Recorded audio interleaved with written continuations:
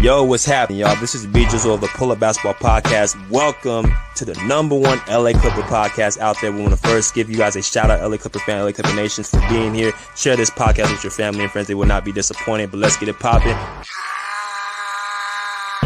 Pull up in motorcades. I got a show today.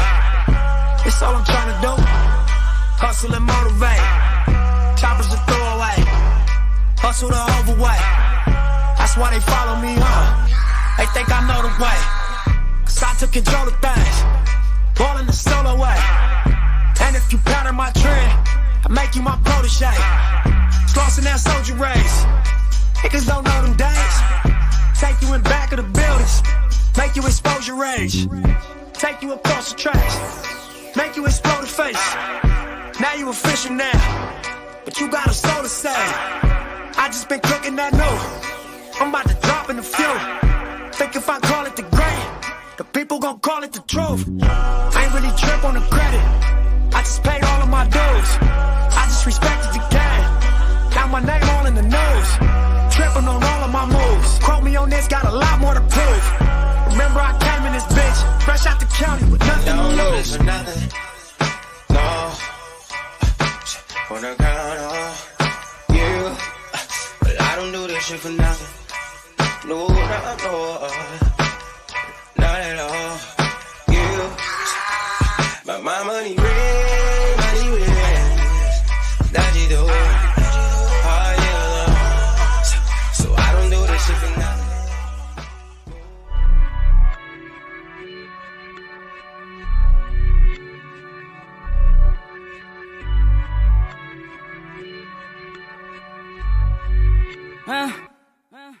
Rolling up some good, pulling up till we get faded. You know how we do it. Everybody take a flex on me. I got the keys to the city. I don't need no limousine. I turn up when I pull up. And tell my booking agent book a show. Running around with the paper bag. Running around with the paper bag. Going crazy spending all this cash. Going crazy spending all this cash. If I spend it, I'ma get it back. Even when I ride around dirty, a nigga don't need a seatbelt. A nigga don't need a seatbelt. Nah, it don't cost to keep it real. Run up, get down up. Shit can get real. Fuck around and get your ass dropped. Nigga, fuck around and take your shit. Got you asking God why. Drag your ass into an alley. Pull out aim for the target. Should've never been around the killers. In my town, we the fucking realest. No cheddar bars round here. I get the spray and they gon' get down. Ski mask over my face. Catch a body in broad day. Catch a body in broad day. I got the key to the city. I got a hold of Shadidi. Talk to that bitch in Swahili. Tattoo my name in graffiti. Whack out your hood in graffiti. Come through your hood on the weekly. None of y'all niggas can't see me. None of y'all niggas can't see me. Y'all ain't got nothing like this over there. Bunch of frontline millionaires. Bunch of self-made at the Trump pay. Guess the odds really took it there. Any problem, I'ma reappear. With a squad you already fear. All this time I've been playing fair. 7 digits every single year. Niggas die, niggas disappear. Alibis, I was really there. Life a crime till I get the chair. Columbine in my trigger hair. Still I rise and I took the stairs. Feel a fire, it's a different glare. All these fights, it was never fair. Busting knuckles, still I'm swinging fears. Taste the salt inside my dripping tears. You should know I never had a fear. You should know I never had a shot, never had a chance till I took it here. Man, it's proud, but I see it clear. Strategize, I'm an engineer. Pick a side, I gotta keep it there. Switching up, nigga, looking weird. I got the key to the city. I got a hold of Shadidi. Talk to that bitch in Swahili. Tattoo my name in graffiti. Whack out your hood in graffiti. Come through your hood on the weekly. None of y'all niggas can't see me. None of y'all niggas can't see me. What's good, everybody? Welcome to the Pull-Up Show. I'm your host, Mr. BJ Matthews, a.k.a. B Jizzle. Before we get started, follow us on the YouTube page, the Pull-Up Basketball Podcast. Like, share, subscribe. All of our YouTube videos. Hit that like button. Y'all coming in here to share, subscribe. Hit that CASHAPP, $BJ Matthews, $BJ Matthews. If you guys enjoy the show, to continue support, make sure you hit that CASHAPP, or we have the super stickers that are available. It's very easy and simple. Hit that button that says thanks right below the video, and you guys can donate to the Pull Up Basketball Podcast into the super chat. If you guys love what y'all hear, and last but not least, get your membership badges that are available. We had 2 new members that just joined within the last week. Our guy, Mr. Oldman, and Mercedes. You know what I'm saying? Go follow her page as well. I'm going to put this in the right here on the screen so y'all can actually see who's been subscribed to be a member of the show. So make sure you guys do not miss out on that. But like I said, man, make sure y'all wipe your feet while you're into this house. Hit that like button. All right. So this is an unexpected show. I did not expect to do this show this morning because, we just did a show last night about Kobe Bryant, Vanessa, and Dr. Umar Johnson. If you guys did not see that video, go check it out. It's still, up there. Make sure y'all, comment, listen in, all that good stuff. All the videos that we do, all the lives that we do, make sure put a lot of time in to make sure, you guys are properly entertained and also, knowledged up. So make sure y'all go check out that video.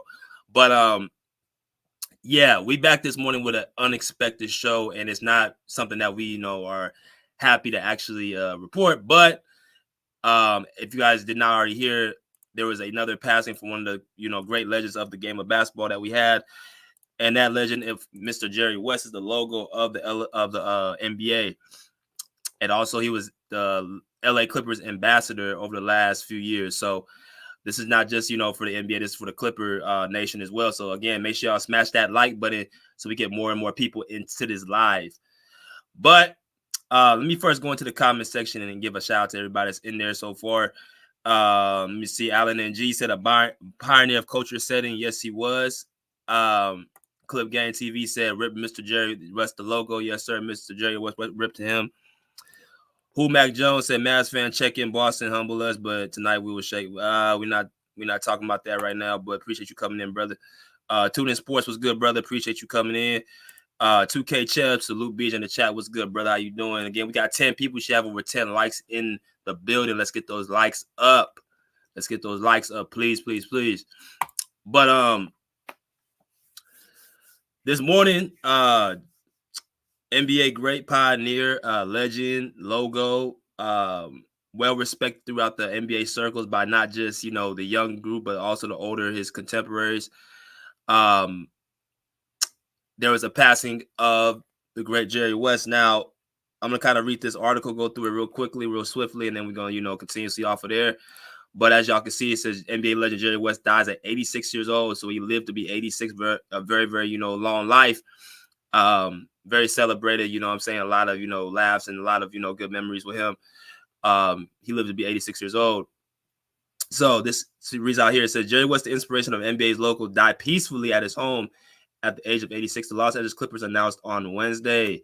One of basketball's most accomplished contributors, West was a staple of the sport across 8 decades, winning 9 championships as a player, scout, coach, executive, and consultant. He was an architect of the Los Angeles Lakers, 10 titles in the 1980s and 2000s, and an advisor of the dynastic Golden State Warriors.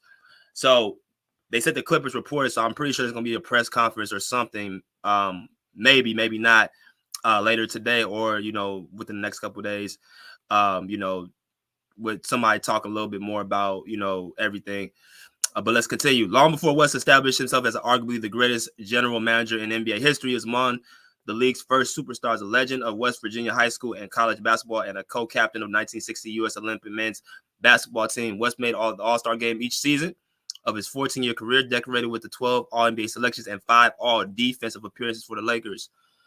So it's a lot. I'm not going to read everything. I'm kind of just read kind of the most important parts. That was, kind of highlighting what his accomplishments were with the NBA. West's personal life was not as charmed as his basketball career. The son of a West Virginia coal mine electrician, he endured a troubled childhood haunted by the 1950 death of his older brother.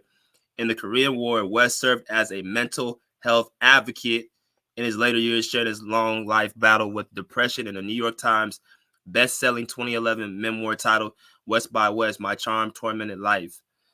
The greatest honor a man can have is the respect and friendship of his peers. You have that more than any man I know. Russell told the forum crowd on Jerry West night in 1972, Jerry, you are in every sense of the word truly a champion. If I could have one wish granted, it would be that you would always be happy. One of the West 5 children, Jerry is currently a professional scout for the Detroit Pistons. All right. So, again, smash that like button as y'all come in here. Let me take this off the screen. So, there you have it. Jerry West has officially passed away at the age of 86 years old, and the Los Angeles Clippers reported this morning. I was not expecting that, waking up to that this morning. So, definitely rip to the logo, the great Jerry West, and his, condolences to his wife and his kids. So, let's look a little bit about Jerry West, who the player was. So, you guys really, like me, like I like to talk about, not just the people that, are in the league now. I'd like to talk about the people of the people that came before us, because those are the ones that without them, they would not be where we are, as far as basketball. And a lot of stuff that you guys are seeing now was implemented back in the 60s, the 70s, the 80s, and so on, where it's pretty much a reincarnation of the same thing. So, like we just read, Jerry West was a 12-time All-Star, a 5-time All-Defensive Player. The logo, he was a champion. He was the only player in NBA history who won the Finals MVP on the losing team. And he also, set the stat sheet up. So I'm going to put this up here for y'all to actually see. So 14 years, 13 years in the NBA playoffs, one championship, 12-time All-Star. He played for the Los Angeles Lakers for all 14 seasons. These are his accomplishments. You know what I'm saying? Finals MVP, scoring leader, assist leader, All-NBA first team 10 times, All-NBA second team twice, All-Defensive first team 4 times, and All-Defensive second team 1 time. So every single year, it seemed like he was grabbing something, some type of award, some type of accolade, some type of mention, some type of piece of jewelry he was looking to grab every single year. And then, of course, the statistics spoke for himself. Now, if you guys look at this, and you look at this right now, 27 points per game, 5 rebounds, 6 assists, 2 steals, and 0.7 blocks throughout his whole career in the regular season. That's a top 5 player, right? And like I said, a lot of you guys don't really even get a chance to really watch these type of players. But if you guys are historians of the game and definitely watch, how special Jerry West was as a basketball player, right? So shout out to my man Shine, Jerry Legend West, yes sir. And as y'all come near, smash that like button. So, yeah, so the numbers he put up and the accolades he, put up and stuff like that definitely, just highlights how great of a player he was. And to be quite honest with you, his GM career, as y'all saw, was just as impressive, right? After he retired from playing and, his actual NBA career, he went to management. He was a manager of the Memphis Grizzlies. He was the Lakers, the Golden State Warriors, and the Clippers. All 4 teams were playoff teams, championship caliber teams. He understands how to draft talent. He understands how to mentor. He actually drafted Kobe Bryant, who actually was somebody that was traded from the Charlotte Hornets. People don't notice, but Kobe Bryant was not supposed to be a Los Angeles Laker. He was actually traded from the Charlotte Hornets because Jerry West actually took the risk of a 17-year-old kid to come play for his team in the Lakers. And it took them trading away their big man in Vlade Divac, who was at that time a pretty solid player. So he mentored, Kareem Abdul-Jabbar. He mentored Magic Johnson. He drafted Kobe Bryant. He brought in Shaquille O'Neal from the Orlando Magic. You know what I mean? So he has had an eye for always, seeming to get in the cream of the crop. He was able to lure in Kawhi Leonard. If you guys, Clipper Nation, he was able to lure in Kawhi Leonard from the Toronto Raptors. He was well respected within his circles. He was, part of that dynamic dynasty in Golden State with those multiple championships. Just an all-around, just great basketball player and basketball mind. You can make a case that if you combined being in the front office and a player, he's probably the greatest that's ever lived. He's had the most success on both sides. So you're not just talking about somebody that's just a willy-nilly guy. You're talking about somebody, there's a reason why he's the logo of the NBA, right? He's respected through all, different generations and decades, and all his peers just, speak nothing but fondly of him. And as y'all come to smash the like button. But what I wanted to actually highlight, like I said, a lot of stuff you guys watching now was implemented back in those days in the 60s and 70s. And Jerry West, when you watch, actual highlights and film of him, you see a lot of stuff that, he did at that time, players even use right now, right? In a time where, you didn't really have, a lot of training and a lot of, physical opportunities for, players to work out. They had to pretty much get better on their own. They had to, go in their spare time when they didn't have to, work a second job or, whatever the case may have been. They didn't have the same resources that they have now. But even when I watch him play, you can see some of the things that he does. A lot of players even use, like Kobe Bryant mentioned that Jerry West, he learned his pull-up jump shot from, right? Even though y'all can see he's just, willy-nilly dribbling the ball and looking down or whatever, there is a little bit of sense of, you could take from, his game, right? Like I said, I watch about just about every generation of basketball, whether it's black and white or it's in color, you get a chance to watch, every little, thing of basketball. And from what I heard from his peers, Jerry West had a very high vertical. He was very fast. He was quick. He can shoot. He can pull up. He had a good post game.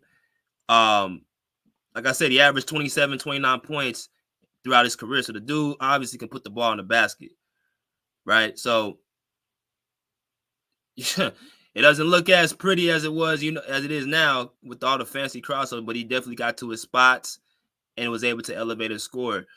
And everybody who's, older than me, he was around 50, 60 years old, got a chance to really watch Jerry West play. Said, basically Jerry West obviously was, a great talent, great player, always one of the top players in the league at the time, right? Just never could win a championship, other than the one he won with Wilt Chamberlain in 71. But he also, went to 11 finals, but he only won one of them. And that contributed to why I think a lot of his depression. As y'all saw in the article, Jerry West went through a lot in his personal life. He couldn't get over the hump of, winning or losing in the big stage in the NBA Finals. But on top of that, even without outside of basketball, he went through a lot, with his family, his brother dying in the Korean War, them coming from humble beginnings in West Virginia. He had, a lot of different demons he had to battle, right, before even touching the basketball. And then you just add on the unfortunate, losing at the last, stage of, the season, which is the finals, to usually the Boston Celtics, who were just basically a juggernaut team with full all-stars. Jerry West had to go through, year in and year out. I mean, you really can't really. It's like LeBron James at that time was going against the Golden State Warriors. You're going against a juggernaut team, against a one-man show, right? Like I said, he's the only player that's actually won a Finals MVP on a losing team. That means that is pretty much impossible to do, right? So I say that to say this: you got to appreciate the ones that came before you, because these are the ones that actually can teach you, game, if you choose to, want to learn more about basketball. And like I said, it may not be the most prettiest, it may not be the most spectacular or most exciting because of, the lack of resources and physical fitness they had back then. The lack of training they had back then, skills training. They had to pretty much teach themselves how to play basketball, but they were talented. They just didn't have the same, things that they have now. That's all that really was, right? If you put Jerry West in this era with the type of training and the facility and all the nutrition that they have now, he would be doing maximum more than what he was doing back then, right? So I don't know who to compare him to in this era. I really can't even put a finger on it, but at the end of the day, just a great player, top 50, arguably top 30 player of all time. Just his resume speaks for itself in 14 seasons. Just respected by his peers. But I remember meeting Jerry West one time. The only time I've ever met him, it was at the Clippers facility, actually the practice facility in LA. And I saw him coming out the gate, because usually when you get to the Clippers practice facility, I'm gonna actually pull up a image right now so y'all could see it for yourselves. 1 second. Pull up this image for y'all to actually see. As y'all come here, keep hitting that like button. I want y'all to kind of see what I'm talking about. Let's see.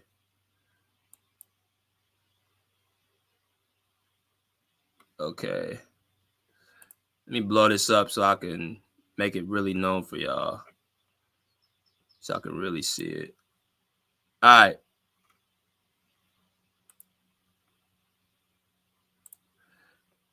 All right, let me pull this up, share the screen. All right. So this is what it looks like right here, the Honey Training Center. That's the name of the LA Clippers facility. And there's a gate that's gated around the actual building to actually keep outsiders out of the vicinity. Right? Salute, Mass. What's good, bro? There's a gate that's surrounding the actual facility that keeps outsiders from coming in. So I remember pulling up to that facility. I think it was a year and a half, 2 years ago, before I started working for the team, and you can see players coming in and out. Like, this is where the practice facility. This is where the players go and actually have their practice. This is where they're at pretty much every single day of the regular season. And I saw Norman Powell, coming in and out. I saw Paul George coming in and out. I didn't see Kawhi. I saw who else? I saw I think Serge Ibaka when he was playing for the team as well. But you see, people coming in and out, and I saw Jerry West come out of the vicinity and I actually waved him down, and he actually, stopped his car, and I basically shook his hand, got a chance to be rapping him for a few minutes, and he was just super gracious. And I just remember being somebody looking at him like, this is one of the top greatest players of all time, taking our time to talk to me. And he's been a brand new Mercedes Benz and just, leather seats, all that good stuff in a white car. So basically what I'm saying is, it's a reason why he's spoken so highly in basketball circles, not just from his basketball talent, but as he is as a person. I've seen him at the games all the time, not recently this year, but he would usually sit behind the basket, next to kind of Steve Ballmer.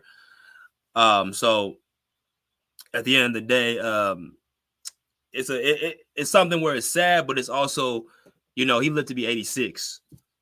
You know what I'm saying? Like, we're all gonna go someday. So I'm pretty sure he lived a life where, he was celebrated, not just, basketball wise, but just as a person, as a human being.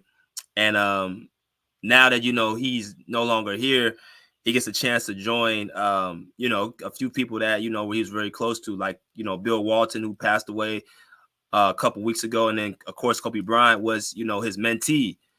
I'm gonna actually play a little bit of a clip real quick to actually y'all see what Jerry West said about Kobe when he passed away, because they were very close. And he actually, you guys can tell, it was, pretty broken about why, he was confused pretty much why, Kobe Bryant died that early. So I'm gonna go ahead and pull this up so y'all can actually see it for yourself. All right, let me pull this up, and here we go.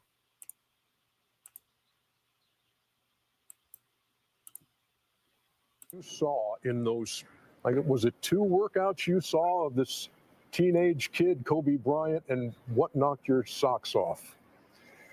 Well, excuse me.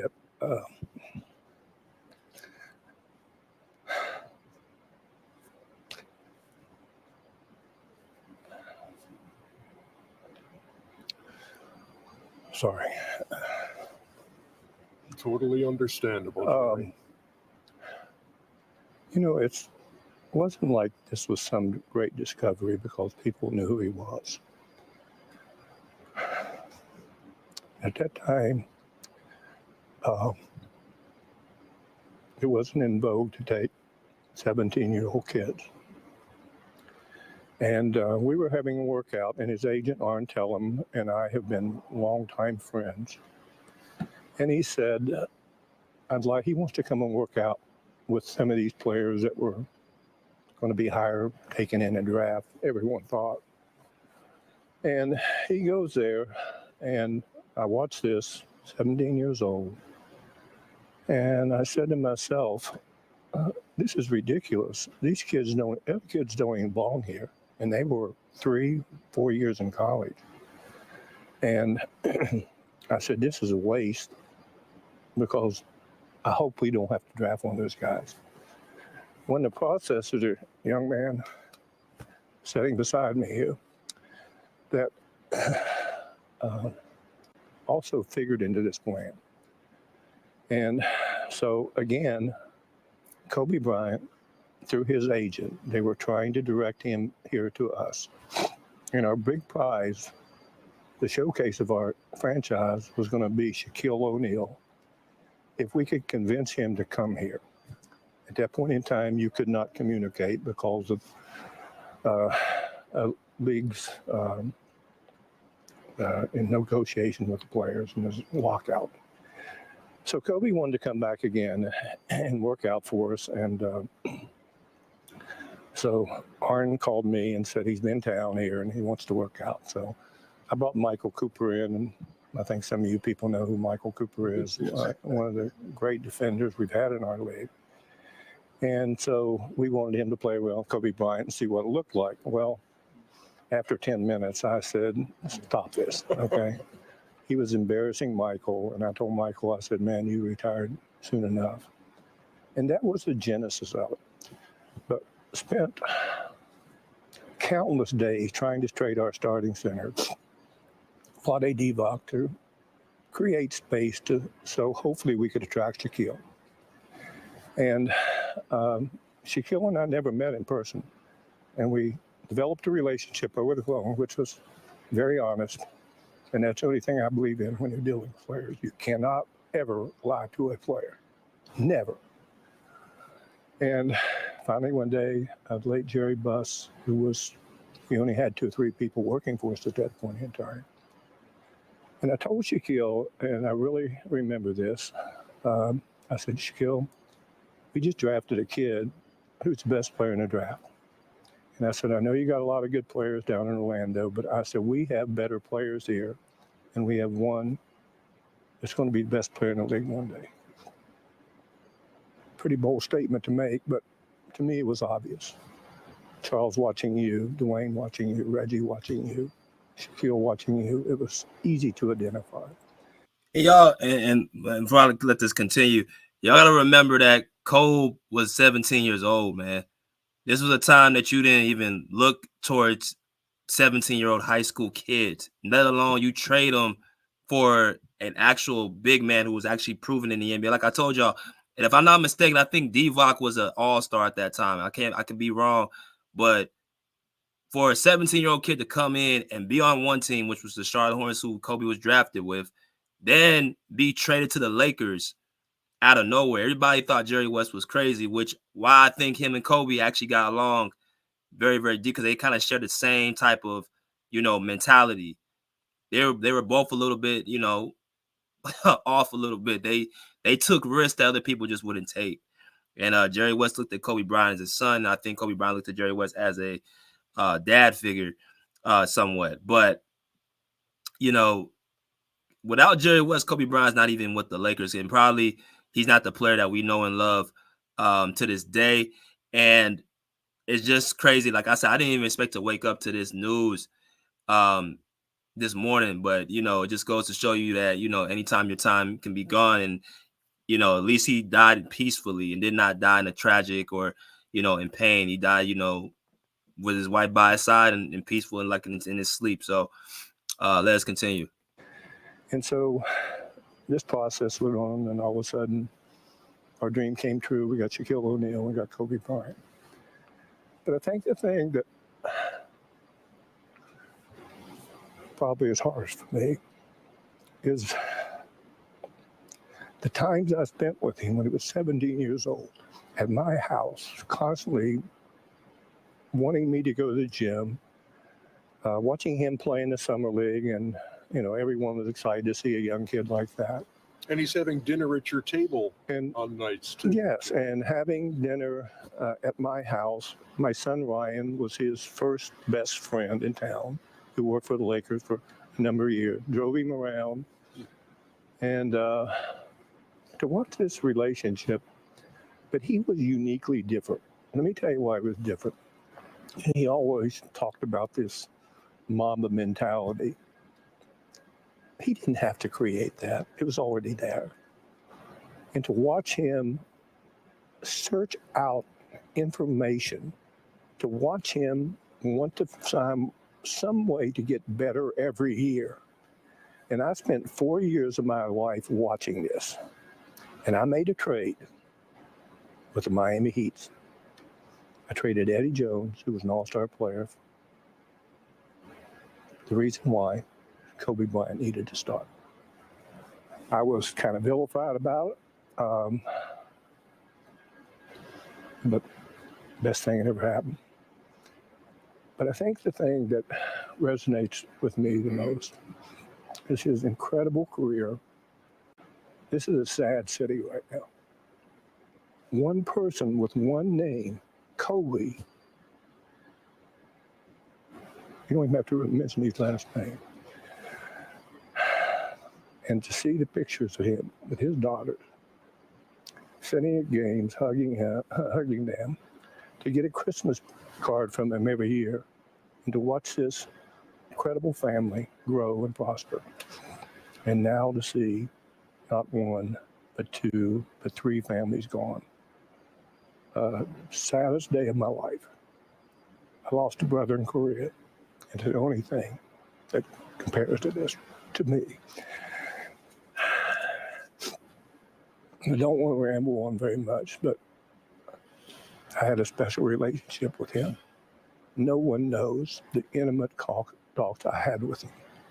No one knows, even people who are close to him, they don't know the conversations I had with him. They don't know the conversations I had with him in Memphis when I was working in Memphis. We still communicated. And I remember when he was going to leave the Lakers, and I've never really mentioned this to anyone. He was going to come and sign with the Clippers, who I'm now involved with as a consultant. And I told him, Kobe, under no circumstances can you do this. And he was mad at everyone at the Lakers, the owner, everyone else. I said, Kobe, you can't go play with the Clippers. You can't play for that owner, period. We had 2 conversations about it. And he supposedly made a commitment to the Clippers, and after the last one we talked last time. But there's so many things that we talked about as he was just seeking information. His parents were with him for a while, and honestly, I felt like his father for 2 years.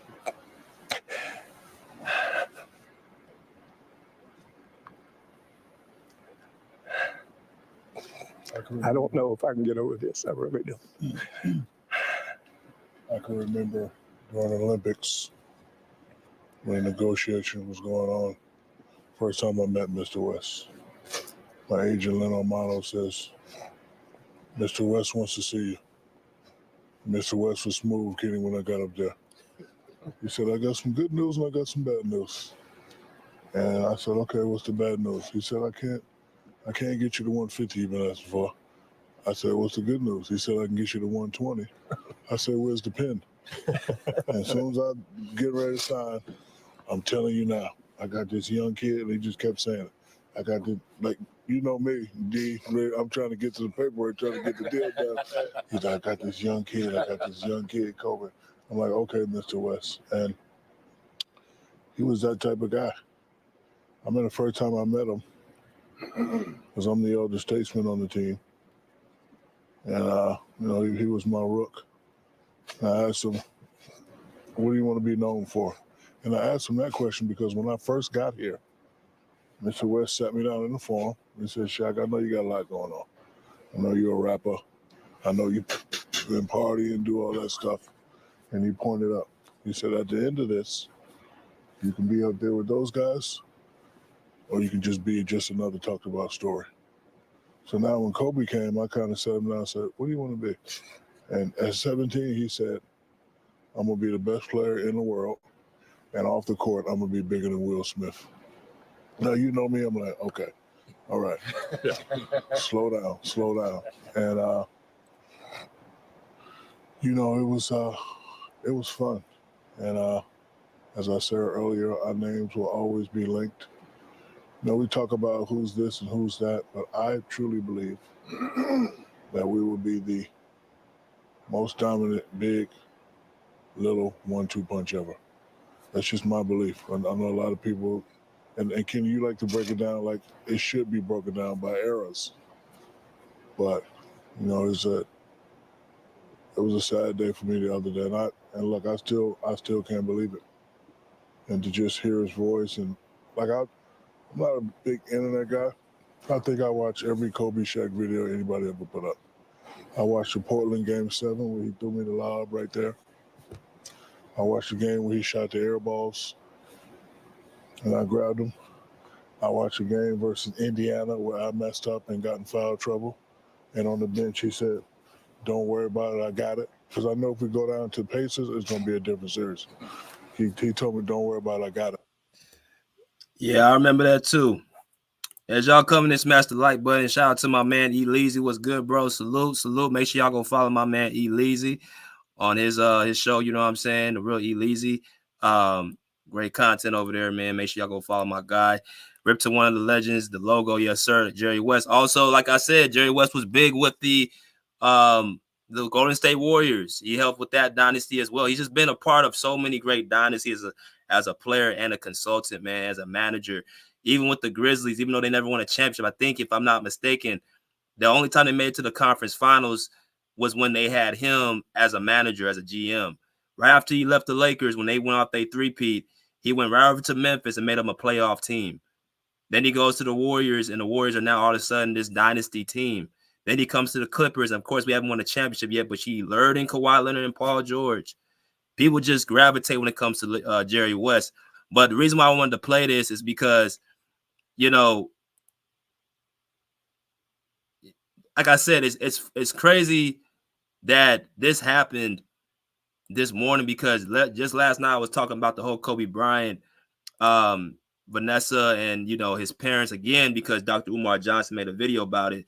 If y'all ain't go cheat, if y'all don't go see it, make sure y'all go check it out. But Jerry West and Kobe were extremely close. And like he said, when he first came to the Lakers, his first best friend was Jerry West's son, Ryan, who was his driver. Because Kobe Bryant coming from Philadelphia and, you know, going to the West Coast, he didn't know anybody in LA. Right? All he knew was basketball. And obviously, you know, you go to a new city like that, you do need somebody that's going to, you know, take you under their wing. And it looked like Jerry West and his family did that. Invite him to their home, fed him dinner, talked to him, counseled him. And the years that, I guess, and this is something just my personal opinion, I think Kobe drew a deep connection to Jerry West. When Jerry West said that they had talks that no one else knew about, I strongly believe that because I think Kobe Bryant was looking for that father figure that he was starting to lose after he married his wife. And I think Jerry West was that guy. I think this talks that I think that they had a lot of talks about the relationship that he had with his biological father. I think Jerry West was the one guy he went to, a guy who had actual,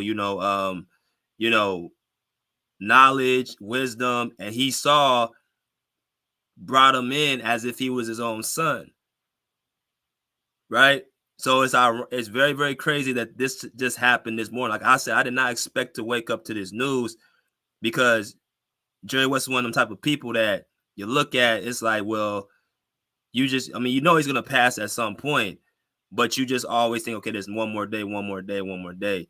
I mean, the man died at 86 years old. That's a pretty long, impactful life. But back to the point, he now has Kobe Bryant, Bill Walton, Bill Russell, you know, that now that, you know, they can see in the afterlife. Right. Shaq rubs me the wrong way. He has really not went hard for Kobe in the GOAT convo.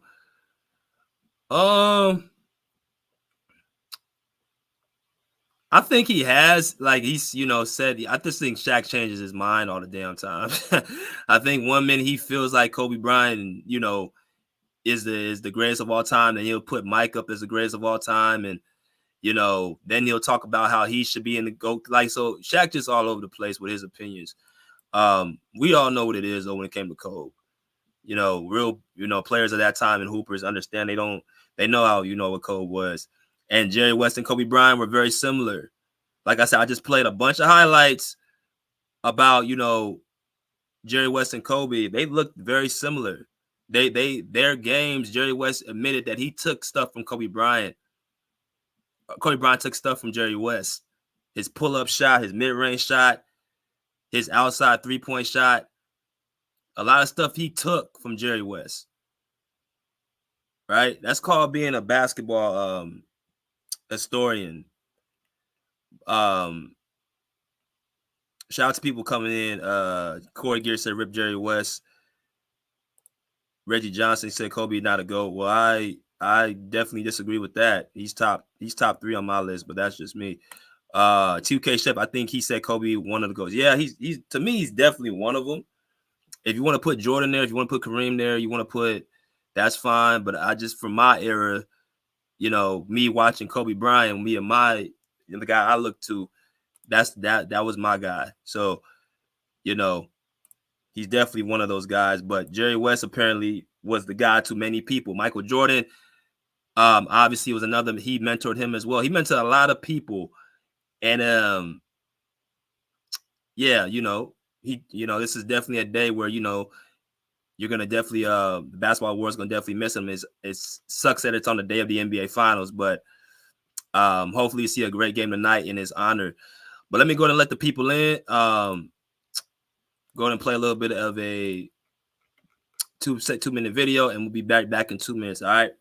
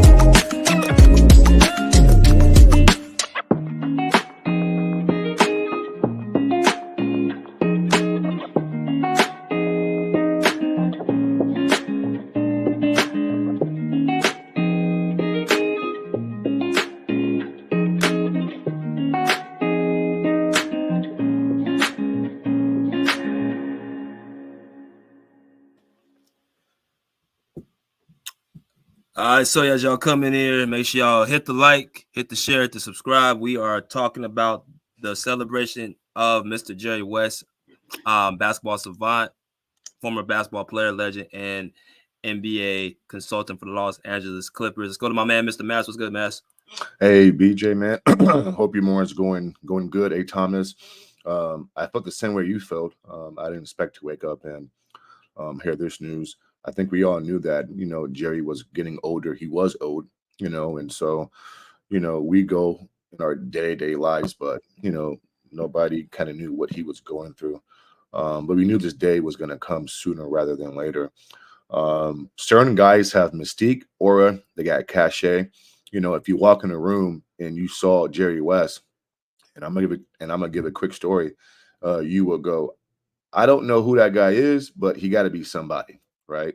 Guys like Bill Russell, MJ, Kobe, Jerry West. There's a reason why certain players or greats always reference, him. When Jordan talks about, is if he's the best player ever, he always mentions and says, I never played against Jerry West, right? And so that's just him paying his respect to Jerry. We look at Jerry's losses in the finals, but that doesn't define him as a player. He's still considered one of the best. I love when he shared those stories about Kobe Bryant, a young Kobe Bryant, right? Kobe's at his dinner table and they're just talking. And I'm sure those are moments that, he cherishes. And, it makes you sad because him and Kobe was close, right? He took a chance drafting Kobe Bryant, right? I would have to think behind the scenes, people probably says, what the hell are you doing? You're drafting a 17-year-old kid. I mean, come on.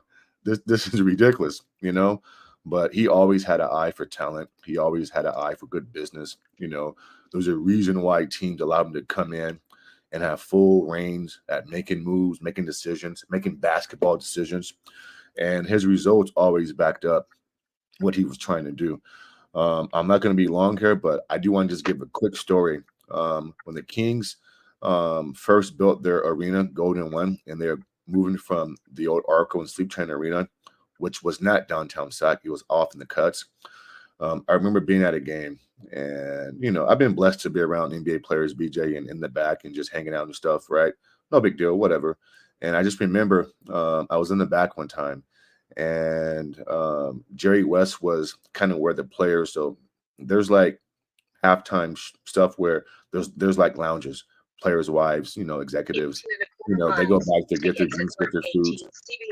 On the right to US 460 West. That might be Thomas's truck.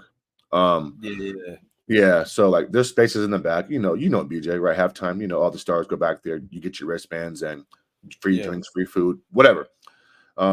Wes is back there, right? Hanging out, talking, I know who he is. I'm a basketball guy. And I just remember, like his presence, right? I didn't talk to him. I never met the guy before, but I've been in the same room with him one time. And you can just tell that he's somebody. And to see him in person and to say, oh my God, like he's the logo. Like that's Jerry West. You know what I'm saying? You kind of get the same feeling, when you're around Kobe and MJ, for me. And so it's a sad day in LA. It's a sad day in that region, what he's meant to that organization. This Laker organization has just been through a lot, right? Bill Walton, Jerry West, Kobe Bryant, Dr. Buss, there's been some pretty big names who have came and gone, and passed on.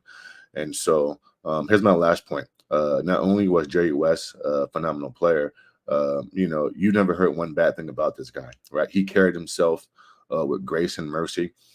He wasn't afraid or too selfish to pass on knowledge. That's why when he talks about him and Kobe talking, I can only imagine the questions that Kobe would ask him about basketball. And, and that's their job, right? I mean, that's a player's job, is to pass along the greatness and the knowledge to some of these younger kids. And you saw the emotion oozing from him when he was sitting there with all the guys and the TNT crew. Probably other than, Shaquille O'Neal, I think Jerry West, might be one of the closest guys to Kobe Bryant. And so his name has never been in the media in a bad way. He's always held his personality the right way. He's always carried himself the right way. He's always made a point to kind of stay in the background and do his job, right? He's never wanted to take credit, for what teams have turned around and done. We talk about the Warriors, going from the laughingstock to a pretty damn good organization, right? I mean, he's never came out and fucking bragged or boasted. He just goes about his business, in a very business type way. So sad day, I didn't expect it, I know there's been talks about, should the logo change, should it go to MJ or what have you. I think Jerry West has done a great job, operating, and I don't think the logo should change. I think it should stay, what it is. I think he's earned that right. And yeah, man, it's just a sad day. And I've never seen him play as a person. I've only seen tape and film. But if you really break down his individual game and skill set, I mean, he wasn't a bad player. I mean, he was giving you monster numbers at the 2 guard position. I mean, before there was Kobe, D Wade, these guys, I mean, it was Jerry West, right? I mean, he just didn't have, the pieces around him to compete with some of these better teams. That's why he lost all those finals, And so I'm gonna let you move on to the next guy, man. But definitely praying for his family, those who are close with him.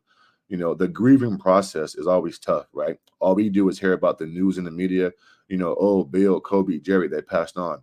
But it's the weeks, months, and years later that people have to grieve still. And, we're going to grieve on today. But remember, his kids, his family, his close ones have to continue to grieve and deal with his loss, even after the media has died down. So I'm going to say a prayer for him and his family and just pray that they have peace and quiet. And I guess, his 86 years on earth, they've enjoyed him. They have memories. They can laugh. They can cry. And, and they have nothing to be ashamed about. Jerry West was a good man. And so I'll leave it right there. Well said, man. That's well said. Appreciate you coming in. Let's go to my next man. What's good, Sean? What's good, fellas? Good, man. Yeah, I muted myself once I kind of caught it, the blink. I kind of caught the GPS at the same time. Y'all caught it. So I muted myself.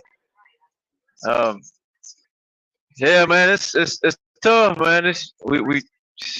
You lost probably the most respected man in the NBA that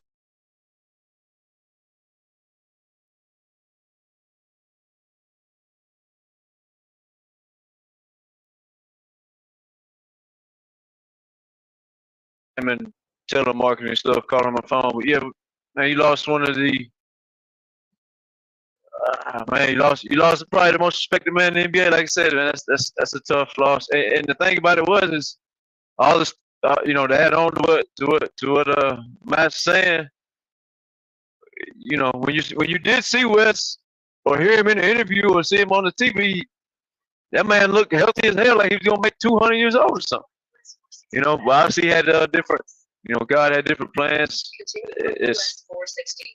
But Wes was a flat out genius, man. That dude built so many dynasties, and he didn't just build a winning franchise to win one here or there, right?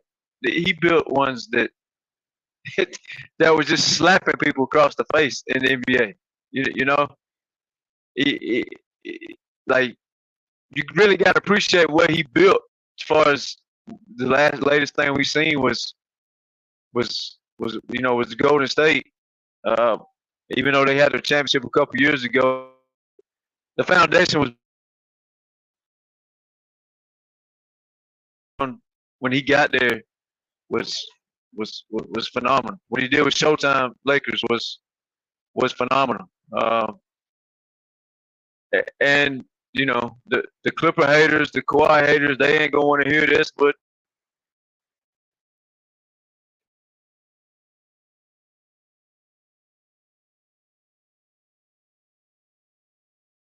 came over, been a mentor, and Kawhi, and that's why I get into a lot of people. Jerry had his hands all in on that shit. With Kawhi sitting in Toronto, they gave the man a whole country. Man, we give you free food for the rest of your career, rest of your life. We give you your own jet. Anywhere you go, you get in free in Toronto. In Canada. That I think a lot of people don't understand what Canada was laying out on the red carpet for Kawhi. It was like shit. The president don't even. You would think Kawhi was the president of the United States, but yeah, man, Jerry built monsters, and unfortunately, we didn't get to see this monster quite yet because of Kawhi's health. But Matt's pretty much said everything that needed to be said. Only other thing I could add to that was man, that man. What you thought about Jerry West when it comes to basketball mind, which Matt's kind of spoke on it. that man was known as the greatest mind to come through the NBA, and man, it sucks to lose the man. And then it makes us all reminisce, of Kobe, and it's a tough time, but mate, I'm sure we'll see one hell of a shout out from the NBA tonight in game 3 down there. I would say tune in if y'all want to see. If y'all want to see something special, I would say tune in. You're probably going to see something. I don't think a moment of silence is going to be the only thing you see tonight. Like Matt spoke on him playing, I would imagine you see a video of that man playing down on the Teletron down there in Dallas tonight. So if you got people who's never watched or seen, you'll see, because the one thing about basketball is what a lot of these people don't do nowadays, especially even the players don't do enough of it. Really, Jordan was the last one that really spoke about previous eras the way he was supposed to. These guys don't pay their dues. BJ, I think you had this conversation the other day. Like, there is no Curry without Ray Allen and Dale Curry and other snipers, Stojakovic. There is no Currys without these people laying the foundation to put the NBA into the 3-ball or perimeter era, right? None of these guys nowadays, and it's really sad, over the past, they don't really, just because they mentioned one time, that's not enough. Jordan spoke on it all the damn time. You got to pay your respect. These guys get their game from somebody else. And just like all of us, we put those shoes together. We watch videos, right? We watch music videos. That's what we pull from. But these players, they don't feed back like they did back then. Like Jordan never would do that. He said, "Man, I never played that, man. The game was different. The rules are different. Like all this shit we see now, all these stats. See, you're not gonna see these stats without the rules being the way they are now. If the rules were different, these players you wouldn't see all the stats. So, it's gonna be some great stories, man. Some great. I'm sure a documentary. There's gonna be a lot of stuff popping up on the TV channels the next couple of days and weeks, man. Shout out to the logo, man. That man was special. A special NBA mind. Most people love to even have their team win one championship, much less a man just go around building dynasties. Oh, let me go over here and win 4. Fuck it. Let me go over here and win 5. Let me go over here and win some more. Unfortunately, the Clippers didn't get to see that because Kawhi's knee just ain't cooperating. But Jerry would have built another dynasty, the Clippers, if Kawhi was healthy. You would have already seen multiple championships, which would be a bit testament to that man, Jerry West. But Mass, man, damn, I hopped in the wrong seat today. Mass is a hard follow today. That was a hell of a speech he gave. Shout out to Mass, but BJ, well, just off topic a little bit, I want to give a shout out to Mac Jones, the 2K show. But it don't matter how bad they don't even Mavericks guys show up every day. True Mavericks fans showing up, taking their ass whoopers and show right back up. Shout out to them, BJ, and that's it for me. I'll let somebody else go. Shout out to both of y'all. I wanted to play something because I go to the next person, but y'all look at this jab step that Jerry West did right here. That looked like some shit that Kobe Bryant took from him. If y'all, I watch Kobe Bryant's every move, and that jab step right there is something that Kobe Bryant used to do, and he did on the opposite leg. And with that pull up J, like a lot of shit that you can even look in the highlights with Jerry West and stuff that you do in the modern day era. So I just wanted to BJ, start that video over right there. Start that video over where he's in the triple threat position. Man, that's Kobe all day, man. Like pause the video when he's. Yeah, I'm saying before the jab step, like it's that triple threat position. That's a lost art in the game, man. That's just crazy. Yeah. Jerry West is you know what I'm saying? You can take from everybody's, but let me go to JM real quick. What's good, JM? I salute pull up panel and chat. It's ironic, like you did that show about Kobe last night, and then to wake up and hear something like this. You got some good timing or bad timing. I don't know which one, but it happened. And Jerry Jerry West definitely gonna be missed.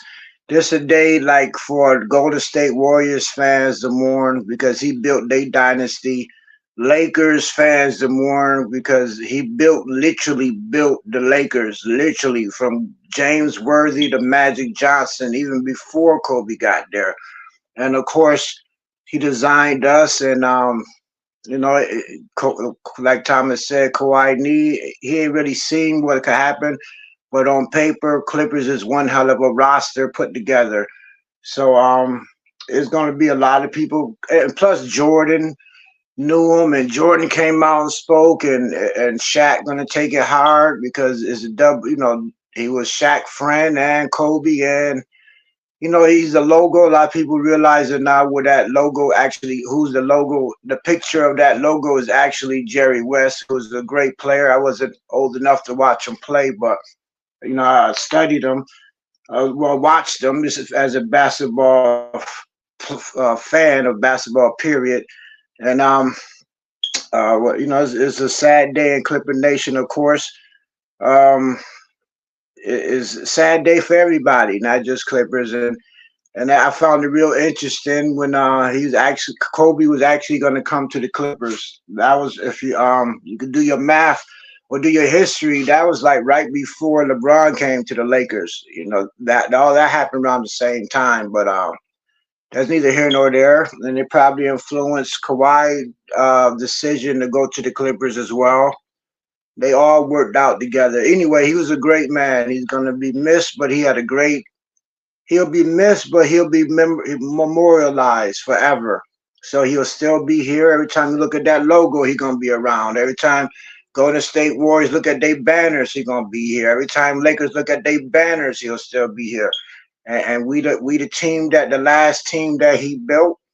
And hopefully we're going to use this for energy to come out here and win one for the Gipper, as they say, you know, and that's pretty much it. Rest in peace to the logo of Mr. Jerry West, the dynasty builder. For sure. Let me go to my man E. What's good, E? Hey, salute, bro. I'm at work, so if you hear background noise, I have to stop there.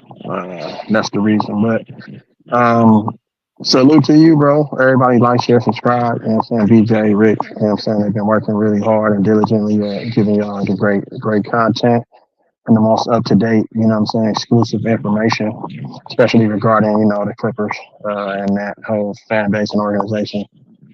Great sentiments by everybody, you know what I'm saying? Sean, my man, my last guy, and then Mass. I mean, there's nothing else left to say. Like, you know what I'm saying? I just want to come and pay my respects, you know what I'm saying, and give my condolences like I did earlier on my channel to Jerry West when I found out the information. It was shocking to hear. Like, and watching that video that you had, you know what I'm saying, displayed earlier, it kind of gets you a little bit emotional. Like, you know what I'm saying? Again, you kind of like have empathy for how he was feeling, how all of us was feeling when we heard the news of Kobe Bryant. And I know this isn't about Kobe, but that's how much the game kind of, you know, brings us all together full circle. Like, you know what I'm saying? We get emotional and all of these different things. And that's what you love, you know what I'm saying, about basketball. It's just it's so rewarding. It's so intimate. You know what I'm saying? To say the least.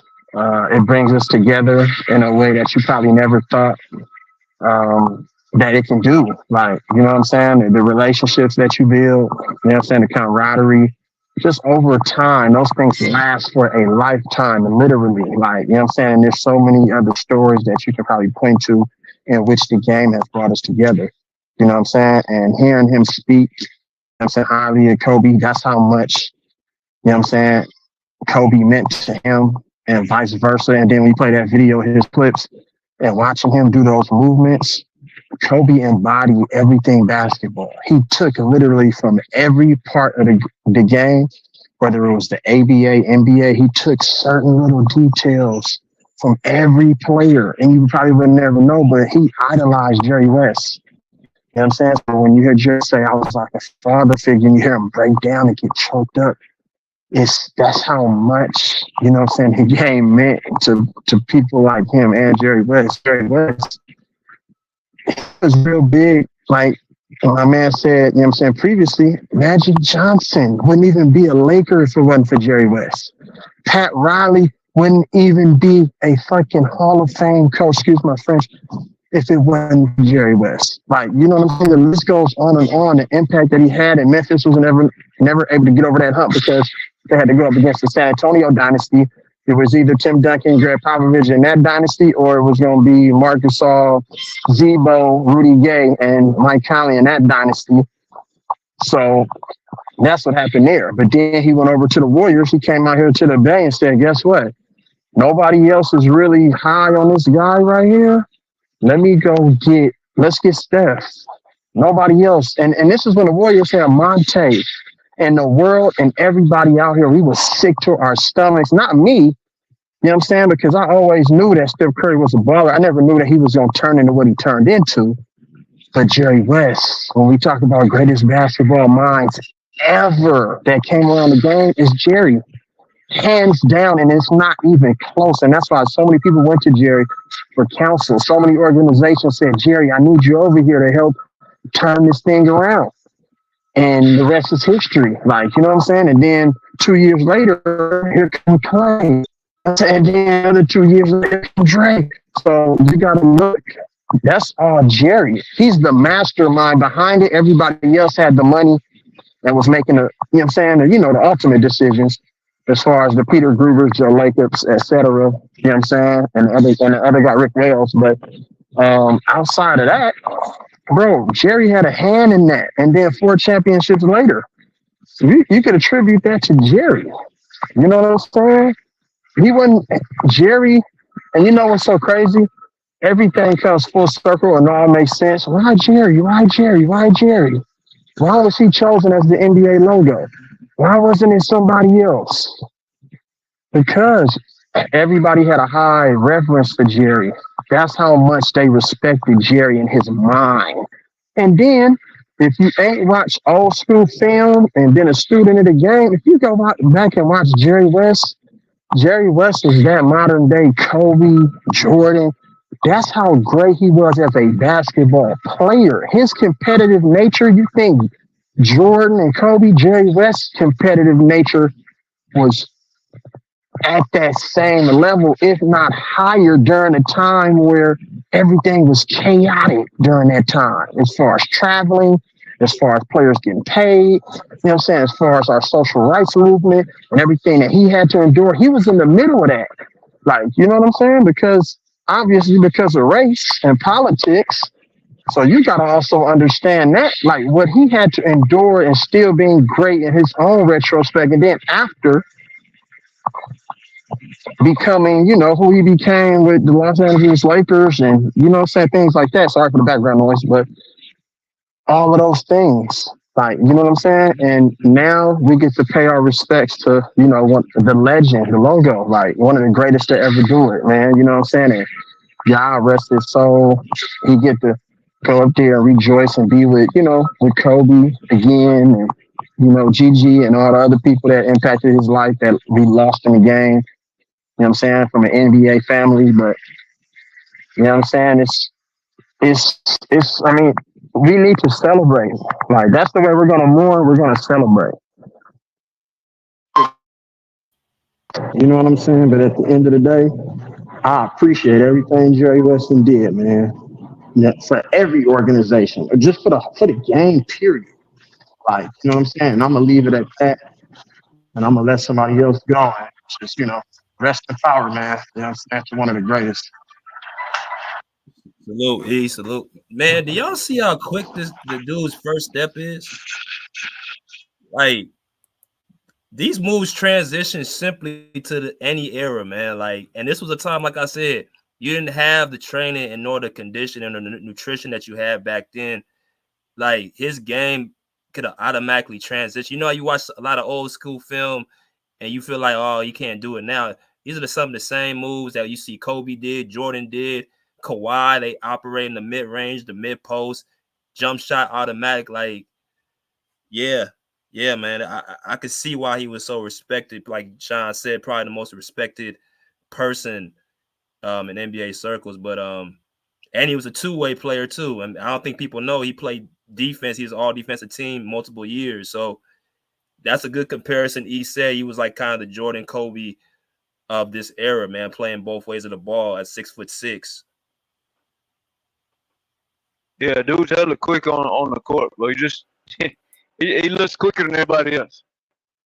He just looks like you know, obviously, you know, the jumping out the gym wasn't there like Kobe and Jordan, but just the fundamentals, man. It's like there's only few that play with the fundamentals, like, you know, like, Kawhi has the fundamentals, Tim Duncan, Kobe, Jordan, John Stockton had the fundamentals, Jerry West.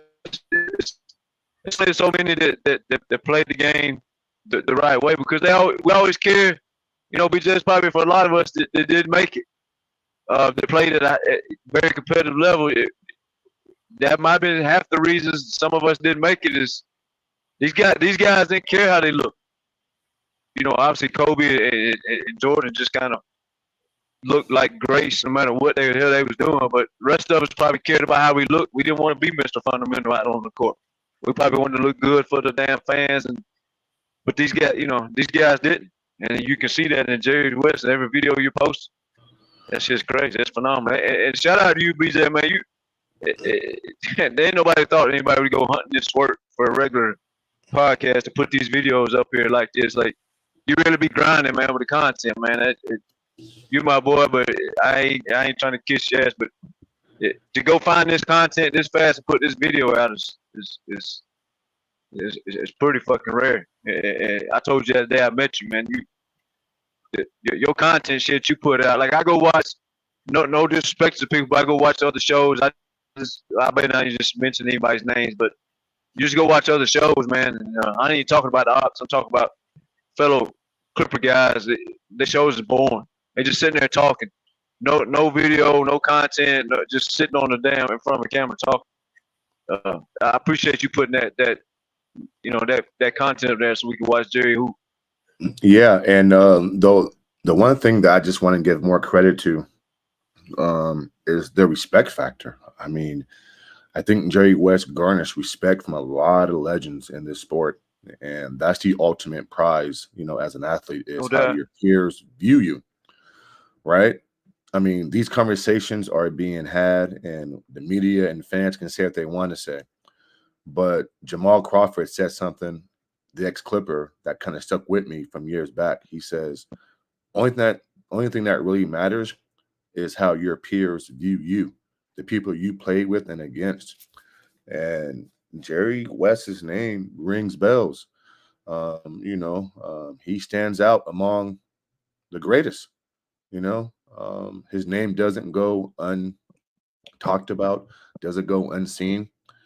When you go through the history of basketball, his name is always brought up, and I'm glad Leezy talked about, the racial aspect and stuff like that, because guys like Bill Russell, Wilt Chamberlain, Dr. J, Jerry West made a effort to always talk about those guys in their proper way, put them in their proper context. He never shied away from those type of conversations. He carried himself like a real man, right? And so, yeah, I mean, everybody had great things to say, and I'm glad BJ is showing the content of his game, because a lot of guys, never seen this guy play. They just hear about the stories, and you can pull up numbers, Thompson, see that he's averaging 25, 26, 27, but it's different when you actually see video footage of this guy playing basketball. And yeah, was his game as smooth as MJ and Kobe? No. But you saw the foundation there. You saw the footwork. You saw the quickness. You saw the up and unders. You saw some of the skill set. And all Kobe and MJ did was just take it to another level. And so, and that's why guys like Kobe and MJ always reference guys like that. You know, there wouldn't be a Kobe or MJ if there wasn't Jerry West. You know what I'm saying? And so for me, you know, the ultimate do is when your peers talk about you when you're gone and you pass and you've gone, and they talk about you off the basketball court, how you carried yourself. And then they always make an effort to mention your name, you know, when these conversations come up. And so guys like, you know, MJ and some of the greats who are still here, you know, they always bring up Jerry West's name. And so that's the ultimate compliment, you know, as an athlete, is how you're viewed by your peers. And I think we all agree that he was viewed in such a way where, listen, nobody's ever going to forget who this guy was, right? He's a logo. I mean, he's Jerry West. You know what I'm saying? I mean, this is crazy. And so, you know, and then also too, you know, like Lizzie said, when somebody passes away, it can't always, listen, we're human. It's going to be sad. But he lived a long, healthy, you know, productive life. You know what I'm saying? And let me make this last point. And don't take this the wrong way, everybody.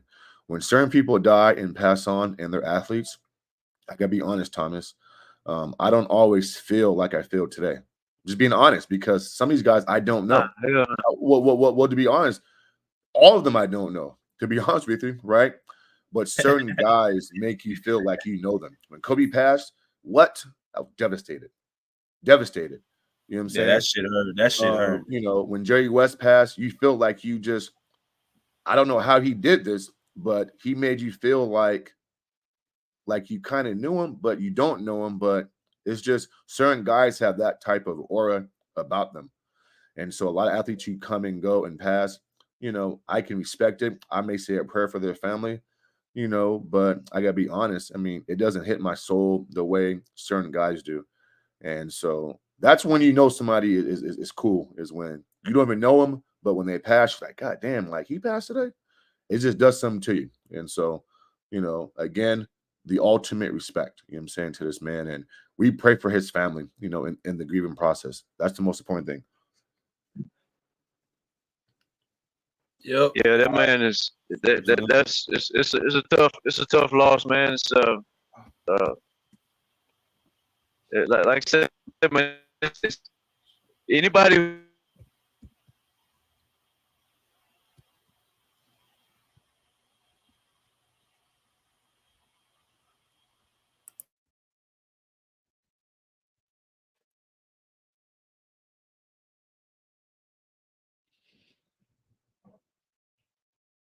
I think his mic went in and out, I think, but yeah, I think so. And JM, you still there? You got something else you want to add on, JM?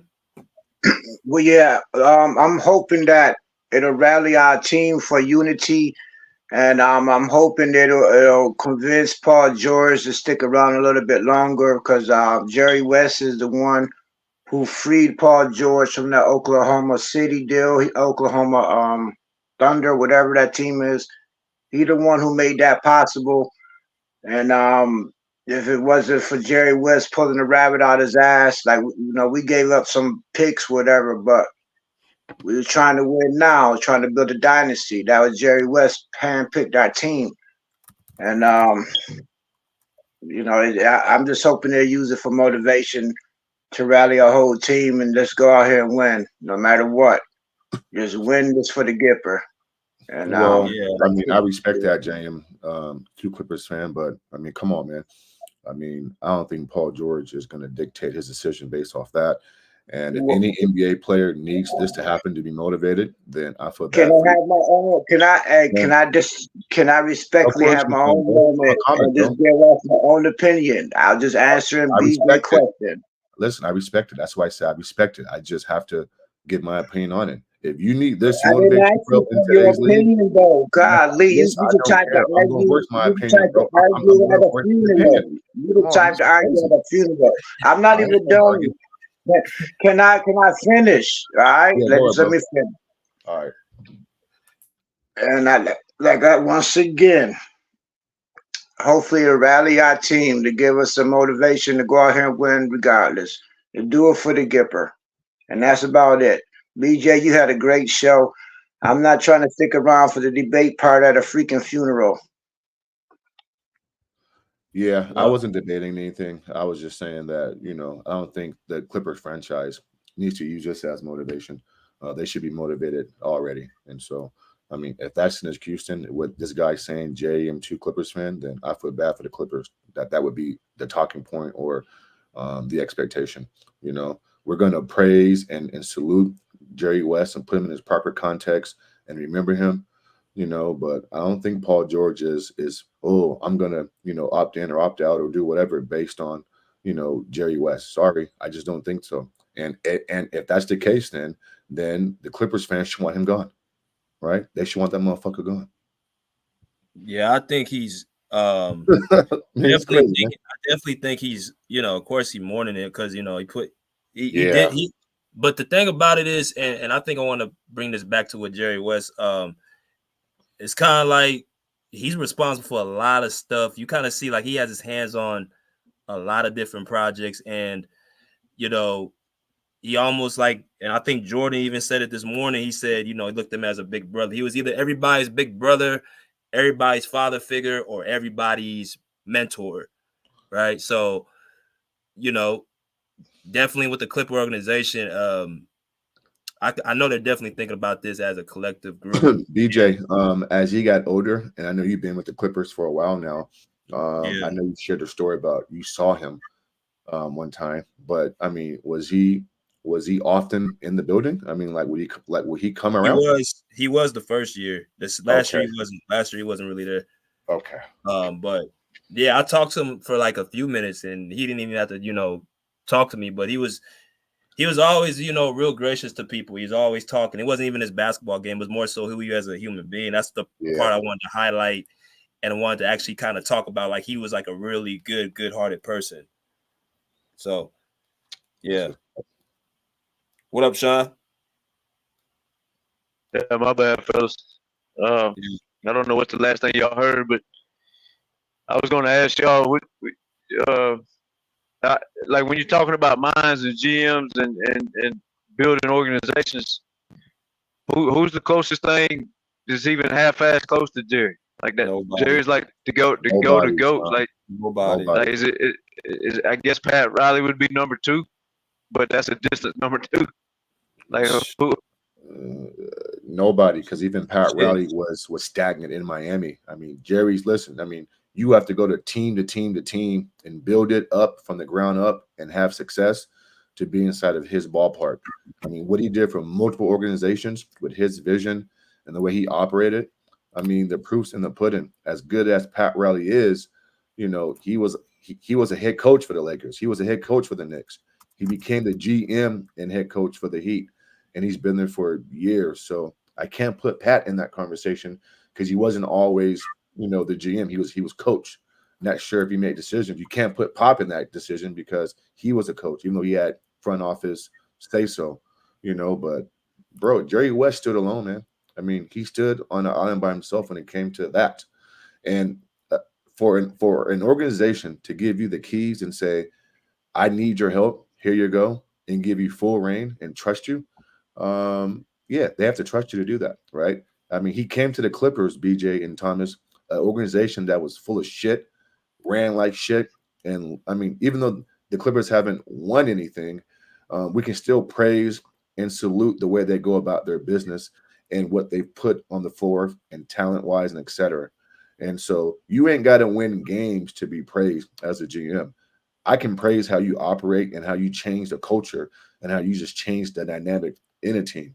And he took a Clippers team and fucking just, I mean, come on. I mean, this dude stands alone, man. He's the best fucking player, developer, eye for talent that I've ever seen in basketball. He knows what he's doing. He just does. And you can't teach that. Look at this. Look at all these stints he had with the Lakers. He was there for 21 years. Yeah. Obviously the championships with Shaq, Kobe, and the Showtime Lakers. That's 6 championships when he was there. Then he goes to Memphis 2002 to 2007. Memphis was absolute garbage, trash. Correct. And then you get Pau Gasol. You built a playoff team that year. 50-win team won too, executive of the year. So see, that to me shows you how good you really are. You can go to a team with all stacked players and win, but can you go to a trash team and actually get success?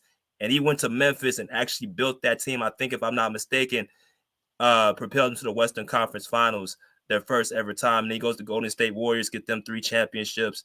Then he's with the Clippers with us. We would have had championships if Kawhi was held. So he's just a gold mine, man, when for eye for talent. And he's also a gold mine with piecing things together and connecting. And also too, BJ, he's able to use his cachet and who he is to get the big name players. He got Shaq, he got Kevin Durant to the Warriors, right? I mean, he got Memphis with some pretty goddamn good, picks. I mean, Hubie Brown was coach of the year. They won 50 games when Jerry West was there, right? You go to the Clippers, you go get a Kawhi, right? You go get a Paul George, right? I mean, come on. I mean, the guy just knows what he's doing, and we got to praise that. I mean, that's amazing. That was my whole point of like, did you hear how Mass had to describe the whole difference? Not necessarily tear Pat Riley down on purpose, but you see how much he had to speak of what Pat Riley has not done, right? Because that's like the number 2 in the league right now, but behind West. When you got to go all out your way to say something to show the gap between the 1 and the 2. That's why it. And I wanted to say this earlier, but I'm in the mountains trying to get out of damn. But Maz made a great point about Kobe. Man, this top 5 shit and the top 3, top 4, Kobe ain't mentioned enough. And this shit is really crazy because it's almost like when somebody passes away, you're able to slander them a little bit more. Wouldn't nobody dare speak a loser or somebody who don't have 5 championships over Kobe's name when he was alive? But yet when he passed away, we want to try to slide the loser in there?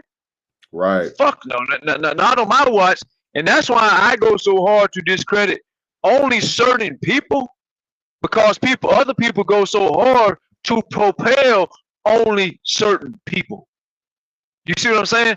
Yep. I'm a very tick for tack when it comes to sports talk for a reason, because if you go try to tear down one person over this, but ignore this same shit for this person over there, then we going to war. like that's just what it's gonna be. We going to war in sports talk, because there is no sense in trying to propel somebody. If you can't three-peat, in my mind, you can't even speak Kobe's name. Facts. It's a great and point. Kobe can't speak Jordan's name because he couldn't three-peat twice. Right. Now, it's not my fault of why they can't three-peat, because I could put up Jordan's first three-peat, and that roster is absolutely fucking hideous. So, but when people want to propel other people, nobody. That's my whole point. Nobody tries. You hear what man said? Nobody tries to propel no fucking Pat Riley over Jerry West. We don't do that. We only do that for a certain name, right? Right. That certain name is not over Kobe. If you can't three-peat, you can't speak Kobe's name. Correct. I don't give a fuck if you just can't, and especially you just can't if you can't even get the total of rings that Kobe got. And the only reason I bring that up is Jerry West's name is thought of when it's talking about organizations. Nobody in their right mind is ever, and it's good. And Pat Riley is a fucking genius himself. So let's not get this twisted. But Pat Riley ain't the Jordan of building teams. And we got only one Jordan playing. There's only one. Kobe Bryant is linked to Jerry West, and so that's why Thomas is bringing up Kobe Bryant, because Kobe Bryant is a direct link to Jerry West. So Kobe Bryant's greatness. Let me finish this real quick, man. Go ahead, Thomas. Let me finish this. Let me make sure I explain this other part of why when we talk about 3Ps. Let's make sure we don't that we clear up why Bill Russell by damn near everybody, not just one person. Bill Russell is not because he played with 27 All-Stars. And if you want to throw that into a little reference, LeBron's played with 20 plus. Jordan played with 6. So Bill Russell he also 3-peated. But these guys, Kobe and Jordan, they didn't play. And like Matt, was it Master BJ? Both of y'all said, one of y'all mentioned the reason I'm making these comparisons because Jerry West, like I think it was BJ mentioned about Memphis, maybe Mass too. This is garbage. This is not 27 All-Star Memphis. When you go over here and take garbage to the Western Conference Finals, and Mass did mention the Clippers, so when you go to the Clippers, and they know they nothing, and you make Lob City relevant, and now you make this team relevant, and it's really sad that we didn't get to see Kawhi's knee hold up because that would even be more of a fucking testament to Jerry West. Well, Thomas, that's crazy. So when I say 3-peat, I wanted to show some clarity on that because certain people don't play with other like when they say, well, this guy didn't have no help back then, or if this guy had this much help, okay, well that's the same reference speaking to Jerry West. But that's why I wanted to clear that up about Russell. Russell played with 27 All-Stars opposed to Jordan 6. So when I mention a 3-peat, I think that should be understood, not have to be explained. But that's what Jerry West is doing. It's going around and Golden State was nothing. Wasn't nobody worried about no damn Golden State. Wasn't nobody worried about no Clippers. Well, and Kareem Abdul-Jabbar lost. I think he lost, Master. You correct me if I'm wrong. I think Kareem lost 4 or 5. He was on losing. Them bitches wasn't even 500. If they was 500, they still was missing the playoffs. There was nobody. So when Jerry West got a hold of the Showtime Lakers, like Matt said, here comes this man called Magic Johnson. Right. And that's that's just crazy, man. What Jerry West done for building teams that would never be enough.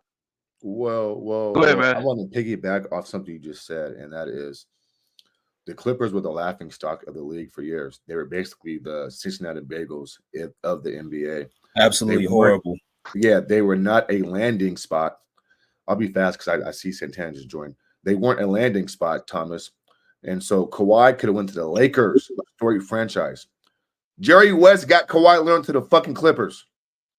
Yep. I mean, that right there proves it, right, Thomas? I mean, he came to the Clippers, not the Lakers, a storied franchise, right? Kawhi could have went to the Lakers. Kawhi could have went to a lot of different teams. And Jerry West. I think that's what I was. Yeah, you're right, man. Clippers.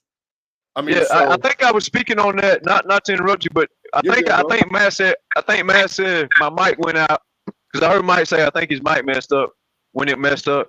But that's what I was speaking of about the Toronto. I was trying to say that about the Toronto. Yeah. Toronto offered Kawhi the whole fucking country. That man have more fucking rights than the damn president would have. If anybody don't know, go Google that shit. What they was offering that man. That shit was unheard of. Right. They didn't even offer. I've never heard nobody offer Kobe and LeBron that. So for what Master's saying, Jerry West outbidded shit that can't be outbid. That's fucking crazy. That's what Master's saying. Right. And just real quick too, I'm also saying this. Not only did he have to convince Kawhi to come there, he had to convince Kawhi that there's more moves to be made after you come here. I'm going to build something around you. On the Clippers, let that sink in. Not the Lakers, the Clippers, who were the laughing stock. So, I mean, come on, man. Like, superstars don't go to no goddamn Clippers. They just don't sign their free agency. They're not going to the Clippers. Bad organization, bad business. And for Jerry West to pull those strings and pull those deals and get those type of players, and this has nothing to do with winning or losing. It's just he put them in a position to even have a chance to win. And as a GM and players and organization, that's all you can ask for. Put me in a position to at least have a chance to do something. Now, if you do it, that's one thing. But Jerry West did his job, right? The rest is on the coaches and players to do theirs. But Jerry did his job. And besides that, Mass and Sean, he came in 17. We didn't get Kawhi until 2019. Yep. So those 2 years, we were already making deep runs. We took that Warriors team to 6 games. So we were treading up. So for him to get Kawhi and Paul George, like, yeah, man, like his work speaks for itself, man. It's just great basketball mind, the greatest one that we probably ever seen, and definitely will be missed. It hits a little bit different. My man Jonell, what's good, bro? Hey, what's good, BJ Thomas? Hey, Mr. Mass. Salute. Hey, salute, guys. Hey, Mr. Mass, I like your channel. Salute. Oh, thank you, man. Thank you. Yeah. Time out with Mass. Yeah, that's great, man. Salute, subscriber. Man, I'm hurt, man. Jerry West. Obviously, me being 33 years old, I wasn't obviously, and from that era. You can only appreciate what the impact that he had for the league, though. Him being the logo and just the architect, the dynasty creator. So he just impacted the league in so many ways.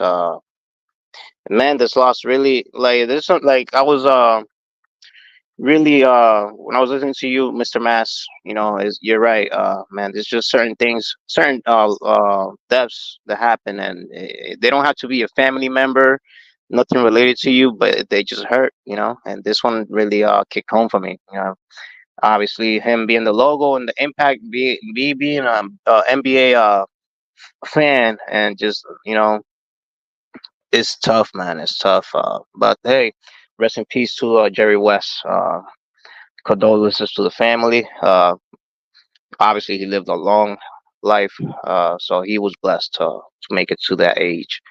86. That's a blessing. Every time you hear that, he passed away peacefully, not tragically, and blessings to his family also, man. You can only appreciate what he did for the league, And man, let me just give you a little bit of a history about man. The first time I ever shed a tear was when Kobe Bryant passed away. That was crazy. I was in church, and right after church, I looked at my phone, just started scrolling. I see all this. I got all this news. I'm like, this can't be right. People on live and all that, Facebook.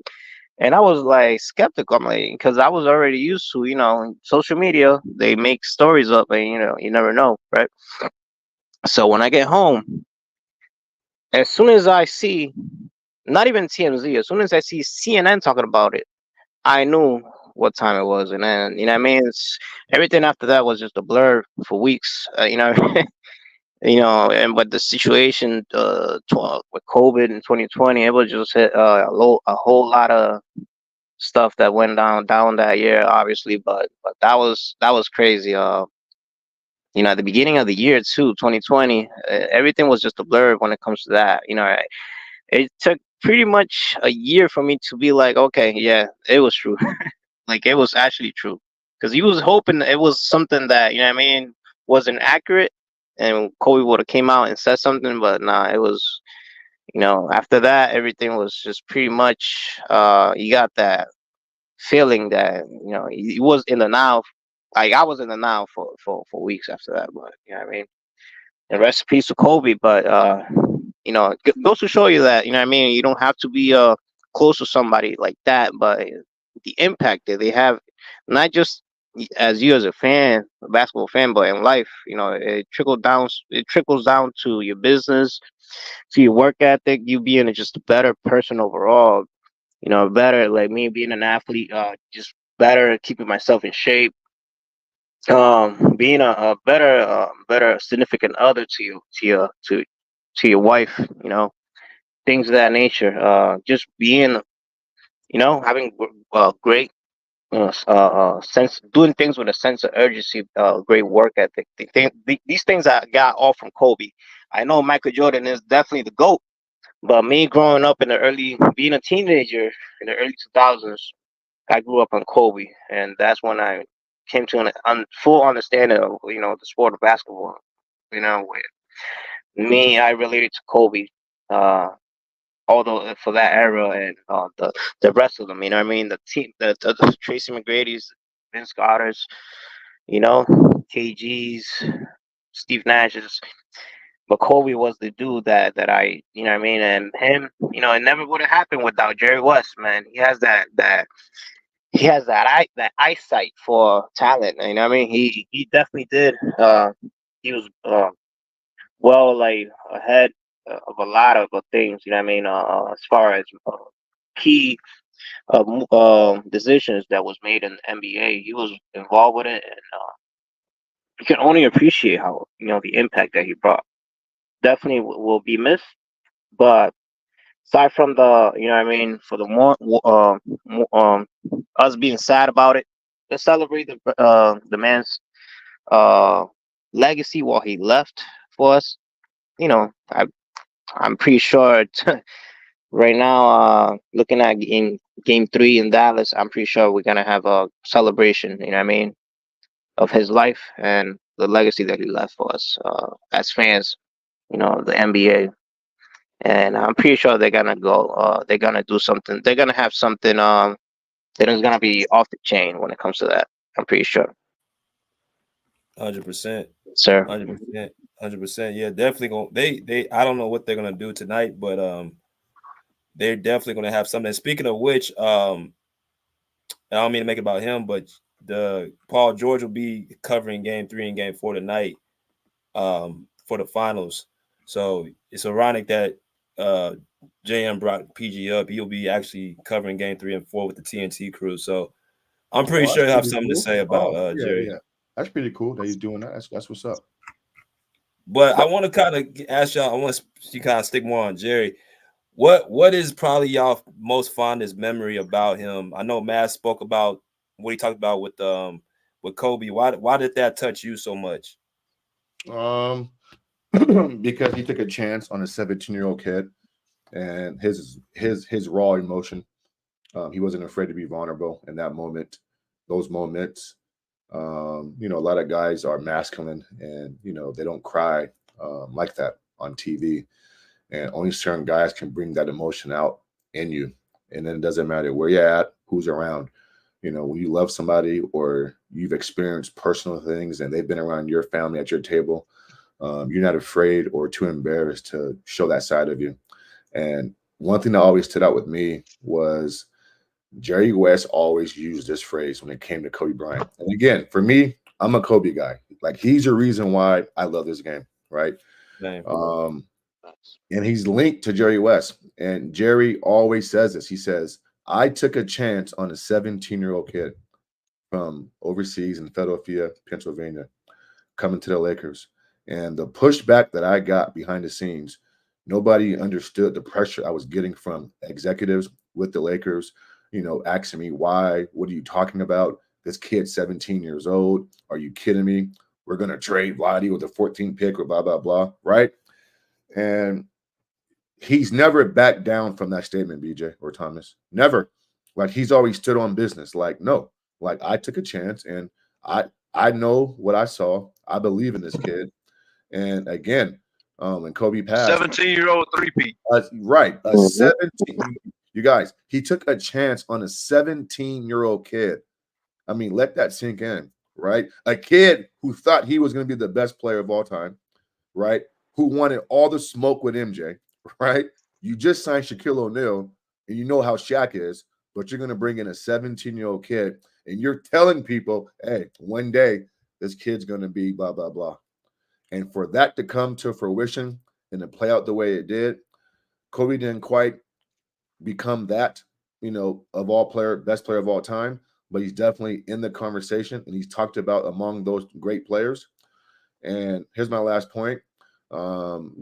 Is just, you saw him sitting there among greats, and he wasn't afraid to be emotional. And I don't think there's too many players that he would have sat there on and been emotional about like that. I think he genuinely Hell loved. nah. Hey, Thomas, I think he genuinely loved Kobe Bryant. I think he had an infatuation. I think he had a love for that kid that, I mean, dude, when you're at somebody's table with their family eating dinner and you're sharing moments, right? Personal stories at a table. I mean, just imagine the type of rapport that builds, the type of trust, right? That him and Kobe had. And so I think it's beyond basketball with these two guys, with those two guys. I think they have untold stories. I think Jerry has phone calls at 2, 3 in the morning being asked ridiculous questions from Kobe that he takes to, his bed with him. And it's just, you build a I'm rapport. trying to sleep, kid. Why are you calling me at 3 in the morning, man? Hey, coach. Right, exactly. Hey, daddy. Which way I need to do right here? So that's my favorite memory of Jerry West. Just hearing him talk about Kobe and not being afraid to show his emotion when it came to Kobe. You can see him just oozing and just trying to hold it back. And I mean, listen, we can go on TV, Thomas, and fake tears and fake love. And we know when Kobe Bryant passed away, a lot of guys went on national TV and had crocodile tears and fake love. And when he was living, you fucking shitted on Kobe Bryant, but when he passed away, you guys all bought and paid for it. Mm-hmm. I didn't get that sense from Jerry West, bro. It was genuine. Yeah, it was genuine. Yep, it was genuine, and so that's why that's my favorite moment of Jerry West. What about you, Sean? Yeah, my favorite moments is I still don't think we're talking about it enough. Like, y'all got to understand, the man didn't build a winning team, bro. This motherfucker built dynasties. Cause like, think about this. People are trying to, obviously it's overhyped and go to state, but people are saying the Lakers are the top 2 team all time, right? Top 3 team all time. People were saying Golden State. A lot of people who was trying to overhype him, obviously. Hold on, Sean. Who's watching him right now? You could just see who's studying him. That's why I say you could tell Kobe took from him. I just want to put that out there. Yeah, that's what I'm saying. Kobe knew what he was sitting in front of. You sitting in front of greatness. You know what I'm saying? Kobe knew what it was. That's why Kobe wanted to work out for the dude. Like, he's like, man, I need to get over here so I can learn from this fucking dude. You know what I'm saying? Like, but that's the point. Like, Jerry didn't build one. Like, say the Hawks win the championship this year. Okay, we got 1 ring. I mean, there's a lot of teams with 1 ring. Doc Rivers got 1 ring. Ty Lue got 1 ring. Frank Vogel got 1 ring. A lot of these bums got 1 ring. This dude built, my favorite stuff from him is he built dynasties. Like, I don't think that's talked about enough, even before he passed away. Much less, this shit is crazy what he did. And like I said, if Kawhi's knees healthy, we talking about another damn dynasty. So this man did that. Pat Riley is number 2. The number 2 GM organization team builder in the world is, you know how they say that there's a whole 2 NBA careers between Jordan and LeBron, so don't have that stupid ass conversation. Man, that's about motherfucking 15 careers between JOS and Pat Riley. And Pat Riley's probably the number 2, unless somebody can give me another name. That's the gap. That's it. That's the list. It's GOAT and this guy. That's forever not talked about enough. 50 years from now, it still won't be talked about enough. I don't think you can over talk about that. That's just crazy to me. But I'll let Jonell go.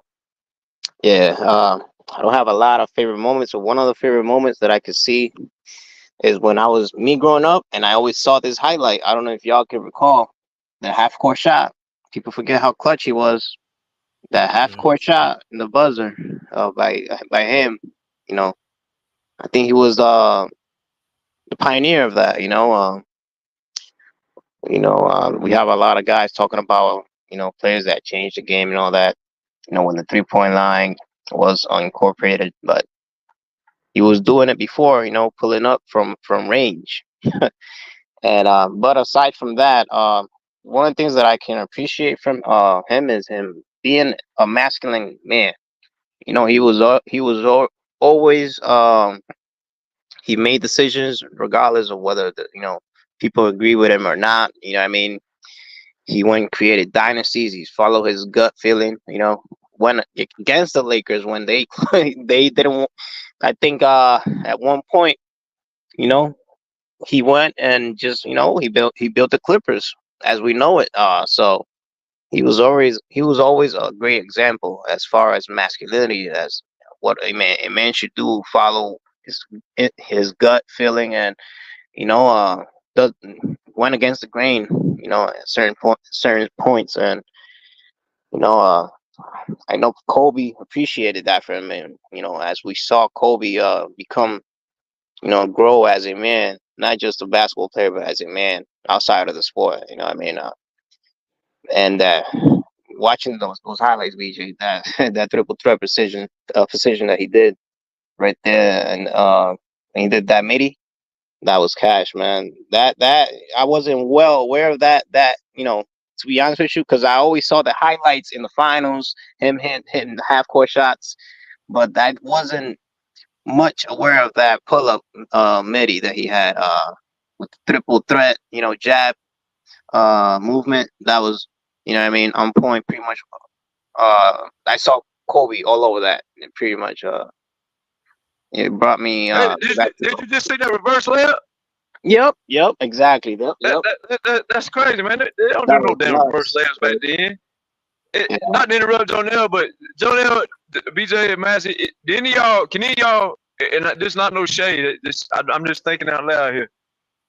What did man say? What would y'all say the man average? And y'all know I hate talking about stats too damn much. That's the most overrated 27 points in the season, 29 in the playoffs. Wow. 29 in the playoffs and 27. BJ ain't showed me one 3-pointer yet. Imagine if he was shooting threes. So, I don't like talking about stats, but like I said, if people want to propel stats, then we have to unpropel stats. So what is Curry average for a career right now, BJ? Not throwing no shade. I'm just trying to compare numbers because you gotta remember everybody says, Jonell, everybody says, oh, when they shoot more threes, if you shoot more threes, you get more points on the board, right? Okay, well, imagine a man averaging more than you average. And your player on twos. 24.8 in his career, Steph Curry. 24.8. And what's the average for the playoffs?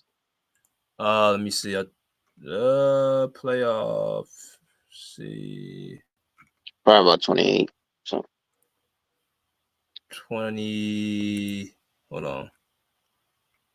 27. And keep in mind back 27. So Jerry West beats him in both categories. And keep this in mind. Not only was he having to shoot all the twos, BJ didn't come out the paint back then. Mm-hmm. That's what I tell people about Giannis and LeBron and the guys who love to just go downhill in a wide open paint. You have to judge. You can't judge errors because the stuff is so. Jerry, like if you look at all the people in the paint. Just watch Jerry play.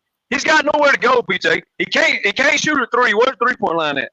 And he can't go to the rim. He's only got one fucking thing to do. That's how limited. That's how limited his options was. He had limited options, and he still outdid Curry. Fuck out of here, man.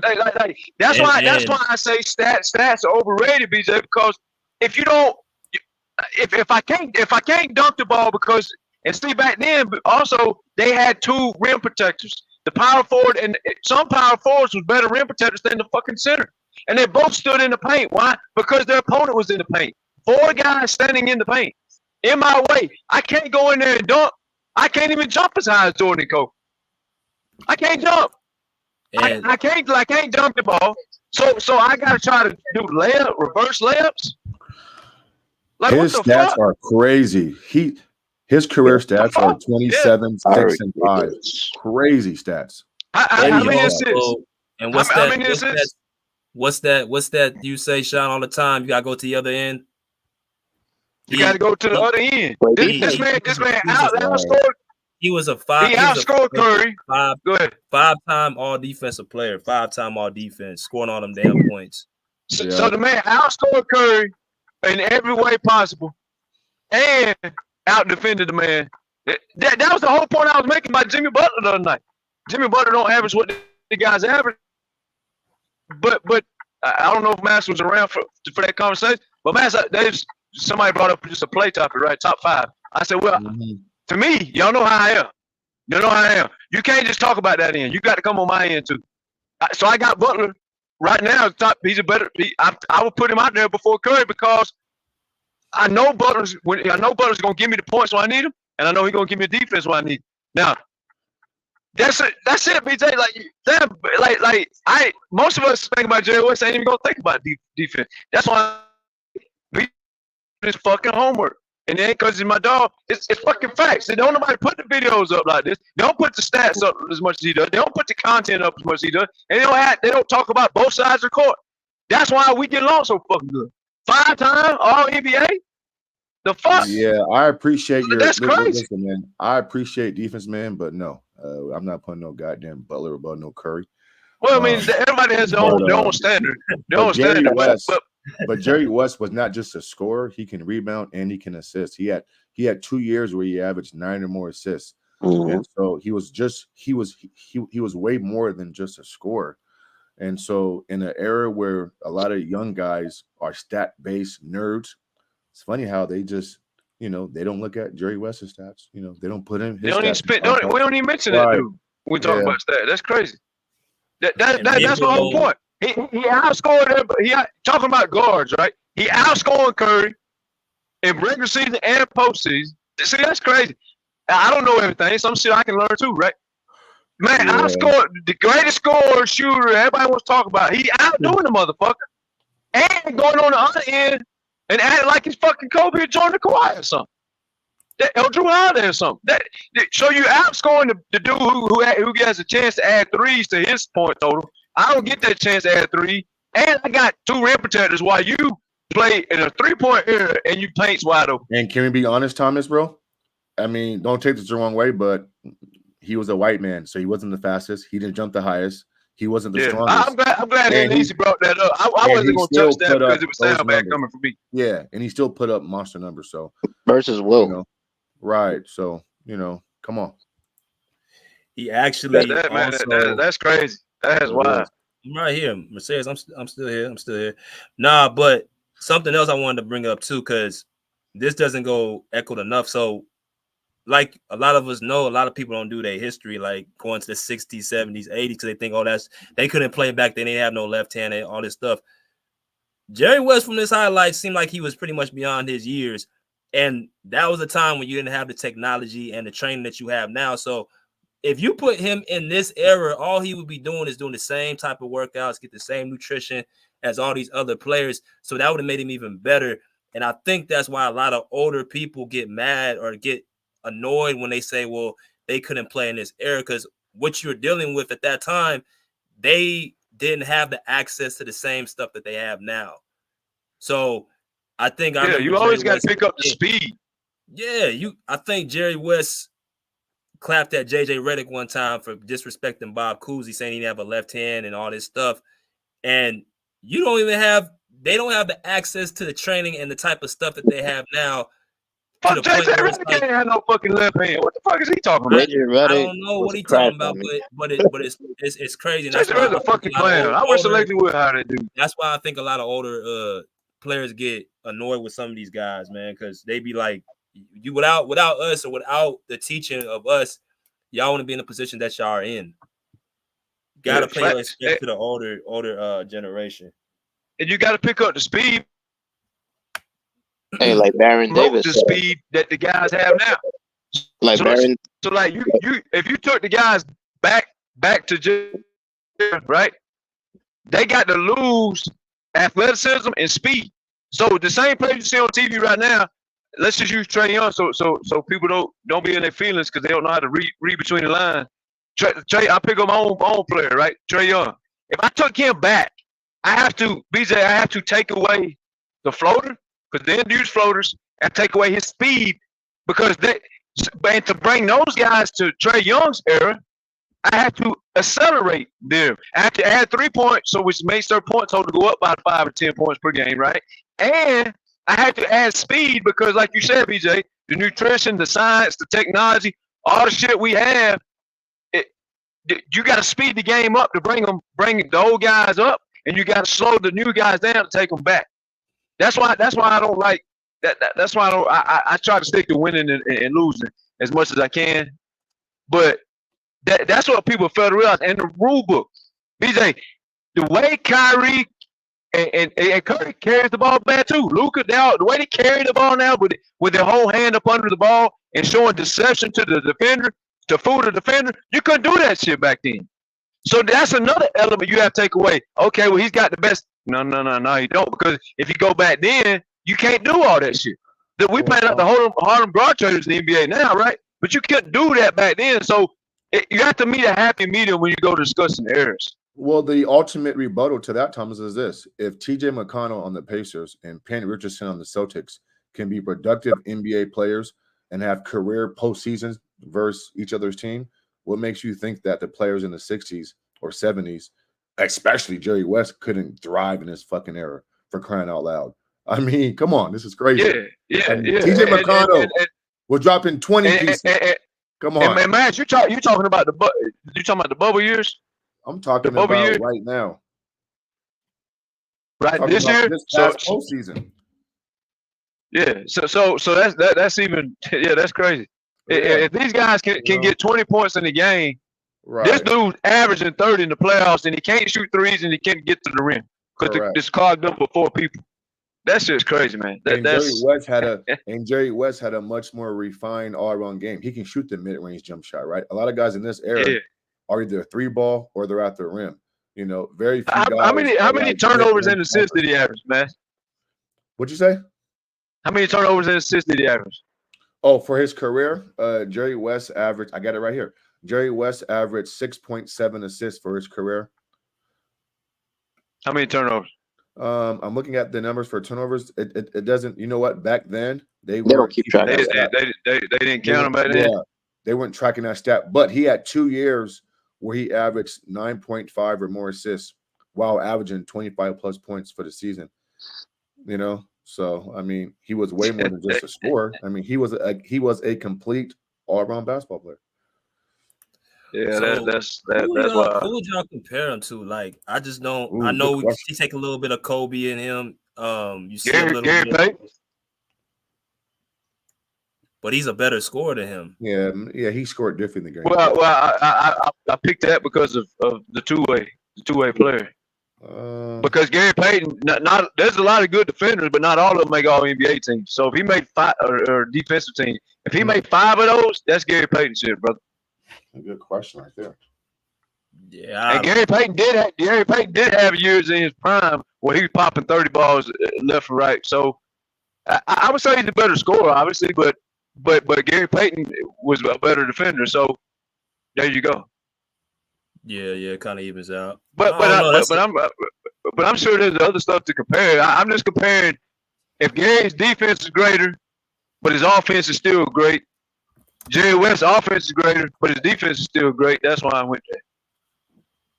Yeah, it's hard to compare players from now because you rarely see a Caucasian guy with no athletic ability just dominate like Jerry West did. You know, you see Luka Doncic. Well, I mean, John Stockton had the offense. He was athletic though. Like I think he had like a 35, 36. That's pretty okay. Wow, I didn't know. Shit, that's guy.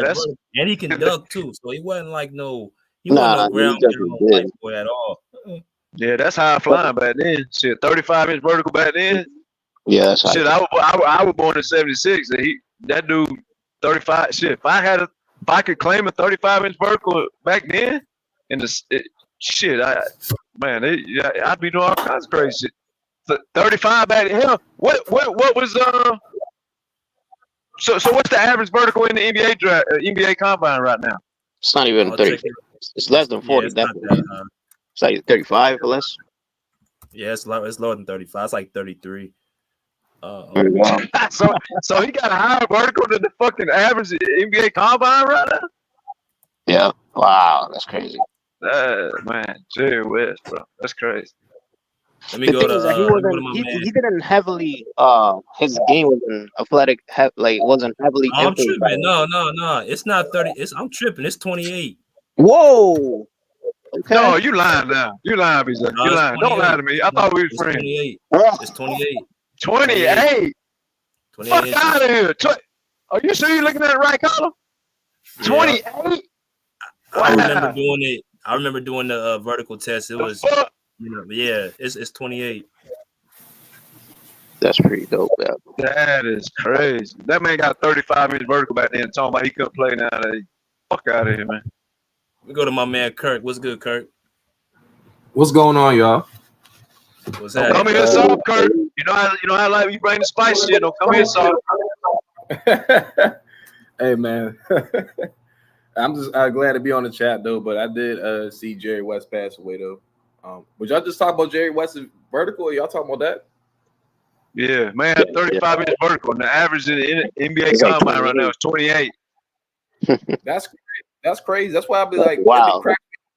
It cracks me up. Like people like Gilbert Arenas, he be saying like, "Oh, the NBA is way better today." Like, I'm not saying the NBA is not better in some aspects, but the Gilbert NBA, Arenas like, a fucking idiot. He is, man. But I think he's just. But it's not. He's an idiot because he's actually a pretty smart person. He just trolls. I think he just trolls, bro. I think he's just a troller. He knows. I think he knows what's going on. You get paid. You get paid for views if you run a podcast. So you say what you say to get the fucking views, I guess. Yeah, like he's not stupid, bro. Like Gilbert Arenas, he knows what's going on, bro. We all know he's trolling. He's literally a troller, bro. But yeah, he's not a dummy. He knows. He knows. Exactly, but no, Jerry West. I mean, definitely RIP. Like, obviously, he's the logo.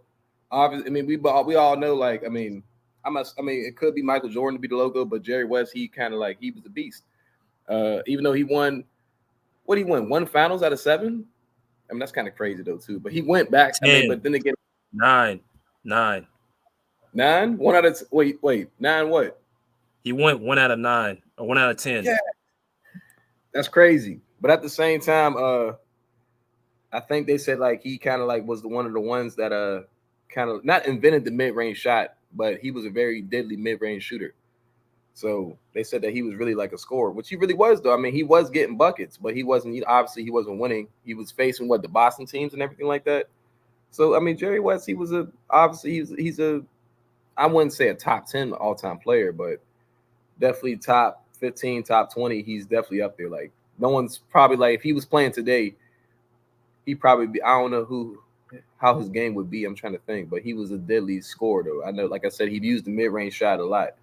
So I mean, RIP to the GOAT. Like he was the logo. We all, like I said, he is the logo. I mean, he was a part of a lot of, I guess, he was involved in a lot of trades and a lot of championships, as we know, the Clippers and the Lakers, Golden State. I didn't even know he was a part of that though. So I guess he was just involved in the NBA just everywhere. So, but then again, he's older, so it's like I guess he's kind of like Adam Silver or whatever. I don't know. He's just been around the NBA so much that he can be a part of whatever. And he's the logo, so Jerry West is he's a part of NBA, whether you like it or not. So I didn't know he had a vertical like that though. But I'm just tired of people talking about shit. I didn't either. Yeah, we didn't. I'm just tired of people, and we all can agree on this. Like, people just don't appreciate the game of basketball. People just say whatever out their mouth. Like, it's crazy. Like, it's like old school basketball people. Like, Michael Jordan played against all these white plumbers. Like, I'm like, what are y'all talking about? Like, do you not like what is people talking? People are crazy, bro. I ain't gonna lie. Freaking idiots. People are really That man said plumbers, and the average vertical in the NBA combine is 28 inches, and we're playing against plumbers. Our plumbers not jumping your plumbers. Fuck out of here, man. I want to play a clip. I want to play a quick clip real quick. I want to play a quick clip real quick about what Jerry West talked about JJ Redick and what the whole what they had to deal with back in those days and how he was measured up to the players he is now. I don't know if y'all saw this interview, but it's like 2 minutes long. I want y'all to kind of hear me. BJ, did you warn the LeBron fans? You finna hurt their feelings. They butt buddies trying to get annihilated. The Bob Cousy. I gotta see this. Let me see this. Firemen and plumbers, and Bob came on and wasn't too pleased. And you played in that era, and those guys set the table for us to be where we are today. And I was just interested in your thoughts on comments like that about your generation and the generations that paved the way. Well, obviously the game is completely different. The athletes are completely different. And I know JJ just a little bit. He's a very smart kid and everything. But tell me what his career looked like. What did he do that determined games? He averaged what? He averaged 12 points a game in the league. Yo. Somewhere along the way, numbers count. At that point in time, the players aren't what they used to be. JJ certainly wasn't going to guard the elite players. And so you can nitpick anyone. And I'm not, the only reason I'm talking about him is because he was not an elite player, but he was a very good player. But he had a place on the team because of his ability to shoot the ball.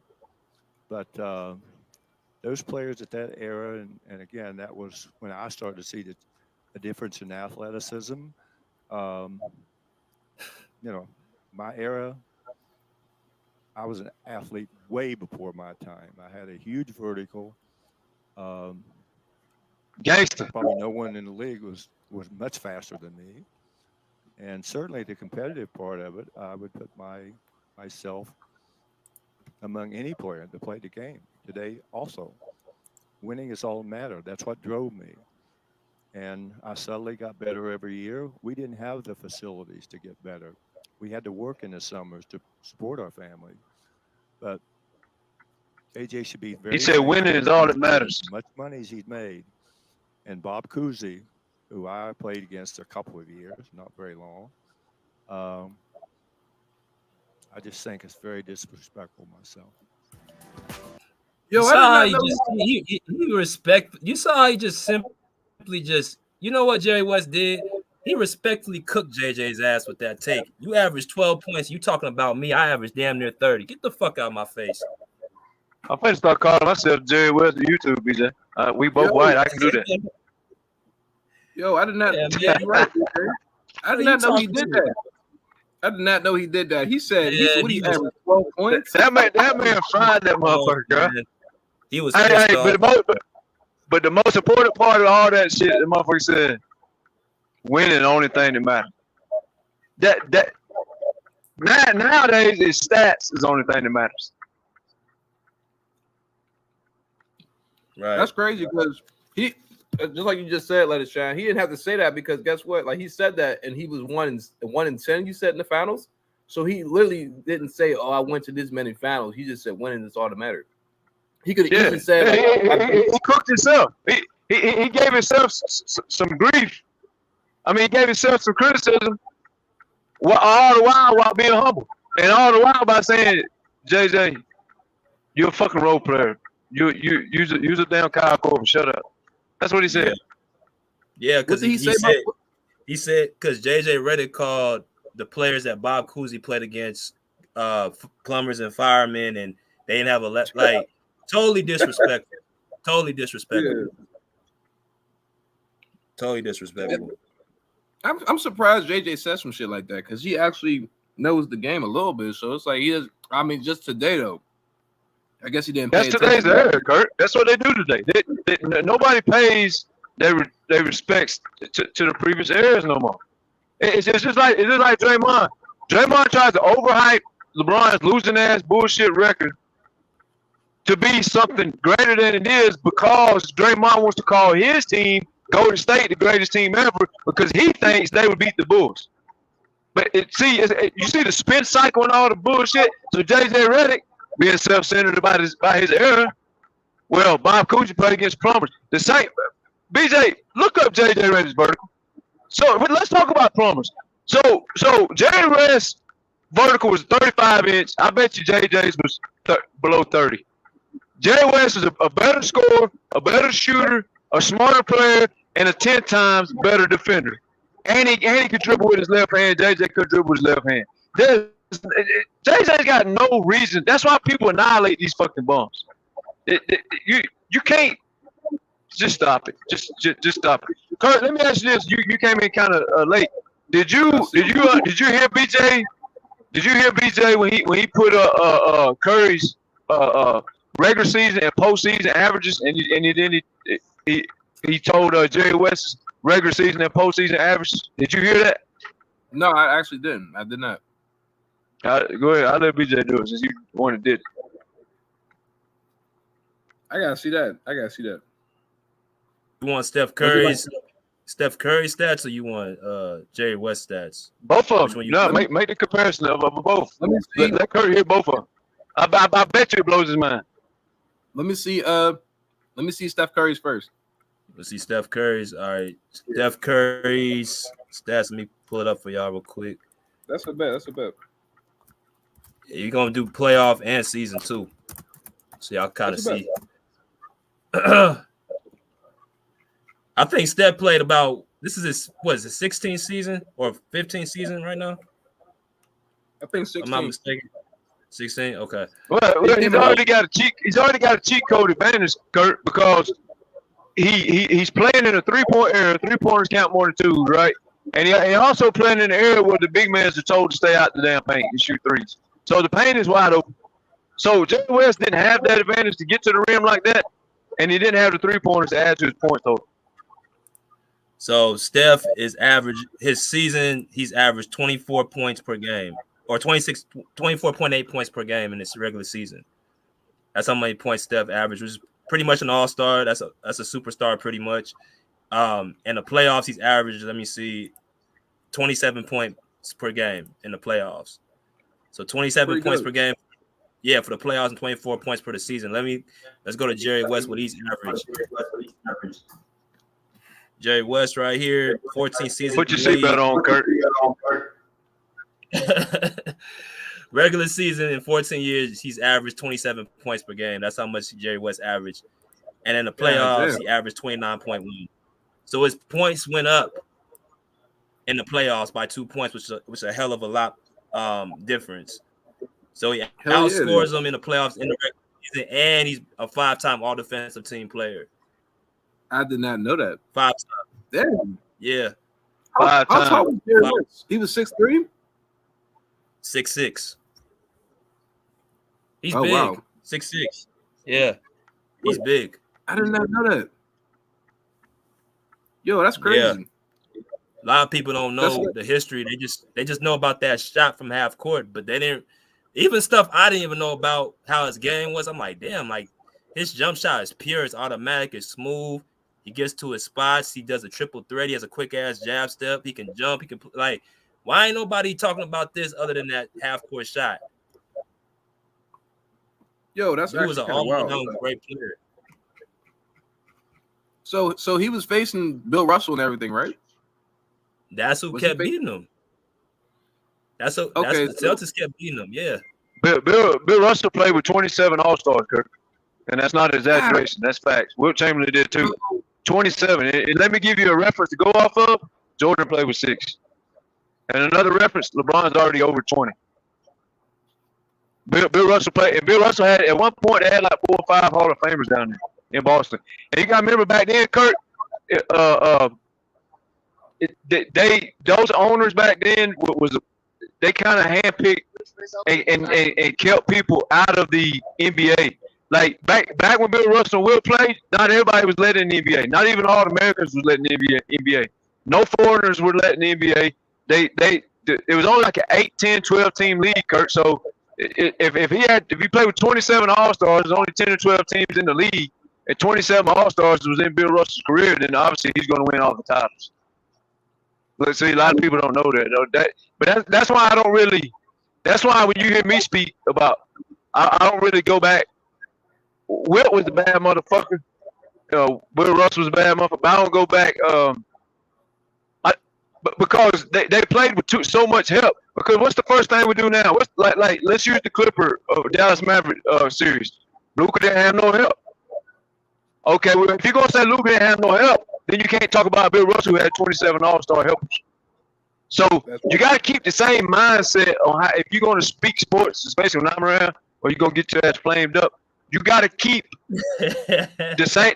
You got to keep the same mindset because you can't say, well, LeBron.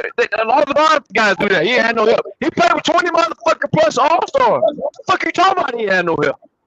Jordan played with 6 and 3-peated twice. Kobe didn't play with no 20 plus All Stars. So like, Luka didn't play. Then Luka didn't have no help. Well, Porzingis in the finals, and if the Knicks were healthy, the Knicks probably would be in the finals. So if both of his ex-teammates would be playing against him in the finals, but he had no. These guys just fucking run their mouth and don't know what the fuck they talking about. And well, he didn't average no points. Okay, well, motherfucker, he didn't get the ball. The fuck? When he did get the ball, he won 2 playoff games. Well, dude, without your favorite dude on the fucking court, he won 2 playoff. But that's why it's hard to compare eras, man. But you know, Jerry West is BJ, man. You did some great fucking work today, man. Some of this shit I just learned. And I'm an old school head. I know all this shit, and I'm still not too good to learn. I didn't do shit. That means all I did was look it up. That means I gotta.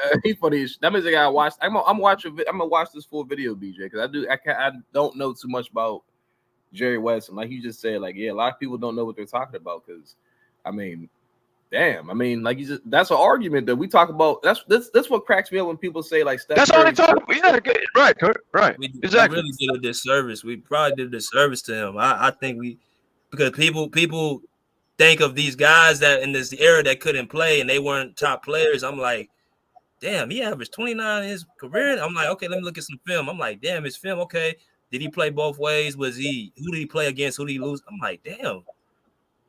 Like, so this is what they was talking about, like, why they so respected, like Jerry West was so respected. Wilt Chamberlain, to this day, I believe is the most dominant player of all time. Okay. Even more dominant than Shaq. And that's a stretch, but because Shaq's my era, but Wilt Chamberlain, what do you average, Sean? Wilt Chamberlain in rebounds, you know? Yeah, shit, it was damn near close to 20. That's crazy. Yeah, that's. I'm not mad at that. But again, you got to put the NBA rulebook into respect for this era and against this era. You got to so let me help out this era, right? What Dennis Rodman, Draymond Green, these guys doing back then? You got to remember, Wilt Chamberlain, Bill Russell, them boys didn't have to get out the paint. And remember, there was only 10 or 12 teams in the league, BJ. And Will and the owners back then handpicked their fucking teams down there. You remember, like Elite. See, I'm glad Elite. That's why I love to pull up, man. We got people that can speak to. I wasn't gonna speak that because it's coming from the white. It was coming from the white culture, so I wasn't gonna bring the color into it. But back then, the owners and shit, they was very. They kept all the black guys that they could help them win championships, but they only had 10 or 12 teams in the whole fucking league, Kurt. And they didn't allow all people. They didn't even allow all Americans to play. I'm not saying all American athletes. I'm saying all the American players wasn't allowed in the league. And no internationals was allowed in the fucking league. Right now, Luka, Giannis, and all them, they couldn't play in the league back then. They wouldn't allow that shit to happen. And Wilt didn't have to get out the fucking paint. But I understand what BJ is saying. Now go look up motherfucking Wilt's vertical and Wilt's 40-yard dash time. Go look it up and compare it to Westbrook and LeBron and them boys. You ain't gonna like what you see. So I understand what BJ's saying. I understand what he's saying. But I'm not just gonna bash on the new era. I'm gonna help the new era out. Wilt Chamberlain, Bill Russell boys was allowed to stand in the paint and collect 20 rebounds. The shit you see Nikola Jokic doing, he's got to get out the paint every 3 seconds. Back then, the motherfuckers camp out. But that's true. And Wilt didn't play against that many fucking people that was even 7 feet. A lot of them bitches back then. Now there was some. Don't get me wrong. You use some fucking common sense before you start saying I'm saying something I'm not saying. There was some, for sure. But most of them 7-footers back then was bombs. It's like Bobo right now. He's a 7-footer, but he's a bomb. So does he count? Does he count as good competition for Jokic? Does he count for good competition for Embiid?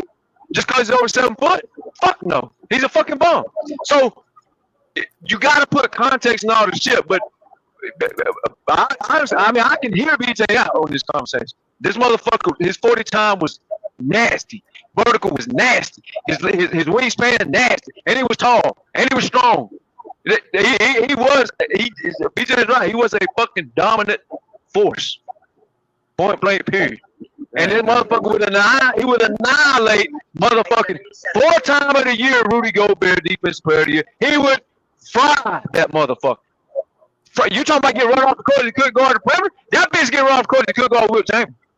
And that's a 4-time defense player of the year? Fuck out my face. Wilt Chamberlain would destroy it. Kareem would destroy him. Hakeem would destroy him. Shaq would destroy him. Patrick Ewing would destroy him. Bill Russell would destroy him. Like this shit. That's why I hate awards and I hate the stats. When I speak, like even when I try to talk about Kawhi, I don't go around and say, well, what about all these all NBA teams? What about it? I just speak the eye test. The eye test is telling you what BJ's saying. That motherfucker Wilt Chamberlain was a fucking monster. He was. They said this man could bench press 500 pounds. There you go. What era are you from? 500 pounds is 500 pounds. That is. There you go. What's his vertical, BJ? It's somewhere in the 40s. Let me check. So, Kirk, can you imagine Rudy Gobert having a 40 plus inch vertical? Yeah, that would have been that. It would be. They'd have to move the fucking the goals up, BJ, to 19 feet for fucking Rudy Gobert to have a dunk contest with a 40-inch vertical. He said well, according to him, it says vertical was 46 inches. Yeah. 46. That's Michael Jordan shit. Hey, get this, Kurt. Imagine me saying in Michael Jordan's era, Wilt Chamberlain couldn't play with Jordan because he wasn't the athlete Jordan was. He had a faster 40, and Jordan's 40 and vertical was faster than Westbrook and LeBron, by the way. But Wilt Chamberlain is faster than Jordan. Wilt Chamberlain literally, all that shit you see Shaq doing dribbling up the court, it took Shaq 10 hours to get up the court. Wilt took 3 fucking strides and dunked that bitch. That is Shrekky forgetting, like, long legs, and then like he's just he was just a free. Yeah, you might be right. He's probably the most freakish athlete that ever played the game. Because dominant, like power wise, Shaq. But then again, Wilt had Shaq too. I mean, well, you said Wilt. I mean, exactly. Well, yeah, he had power too. If he benched 500, like I don't know how much Shaq benched, but I think Shaq just had natural power. Yeah, you want me to tell you what kind of athlete Wilt Chamberlain was? Go read up on the stories of all the bitches he fucked in his life. Oh, that's how much of an athlete he was. Like it, bro. That shit is. That shit made Ray J like Ray J a virgin. Wilt Chamberlain literally was smashing everything around the world because the athlete that he was. What did he die from? I can't remember. I think he died from, what do you see? Hold on. It wasn't natural causes. Really? I know that. It was congestive heart failure. How you get that? Probably stress. Your veins and shit clog up. Heart attack. Stress. Wow. Yes, yeah, all that. Stress. Bad blood flow, all kinds of shit. Wow. He's only 53 years old. That's young. Yeah. That is true. Yeah, people talk about LeBron James. I'm like, yeah, okay. Just add about 4 inches to that and about 70, 80 pounds of muscle to that. Then you got Wilt Chamberlain. God, and he was faster than LeBron, and he's vertical higher than LeBron. But he ain't an athlete. He couldn't play in today's time. People are crazy. Come on, man. Come on, man. That's why I get to talking how I be talking sometimes, because shit just fucking ridiculous, man. Like, you motherfucker be crying about no help for one player, but then they want to try to throw Bill Russell. Well, Bill Russell got more championships than Jordan Thomas. Okay, do you want to talk about his help? No, you don't.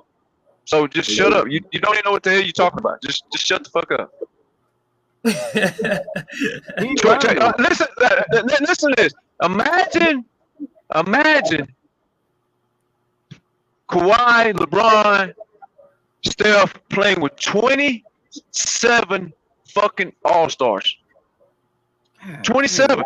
You got to realize they called the Golden State a super team because they had 3 All-Stars, 3 All-Stars, 4 All-Stars and 3 Hall of Famers on one team, Bill Russell was making that shit a little weak. They had all kind of fucking talent down there. And Will Chamberlain did too. But Will Chamberlain couldn't do that with fucking Bill Russell. Bill Russell was too smart for him. But yeah, Will Chamberlain was like Westbrook and Russell was like Rondo. One's too smart for the other one, but one's got more athleticism. But the brains is going to outdo that athleticism for the most part.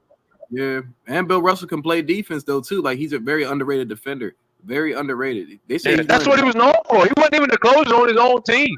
He was the fucking defender who collected points, right? But he was the defender. The closest was the fucking Hall of Fame guards he had. Bob Cousy and everybody like that. Exactly. Now, don't get me wrong, the man couldn't score the ball and he was a problem. That's not what I'm saying. But yes, his guards was the closest. He was more of Kawhi in San Antonio type of days. With a lot more, defense is my number one attribute that I have. But yeah, I can score.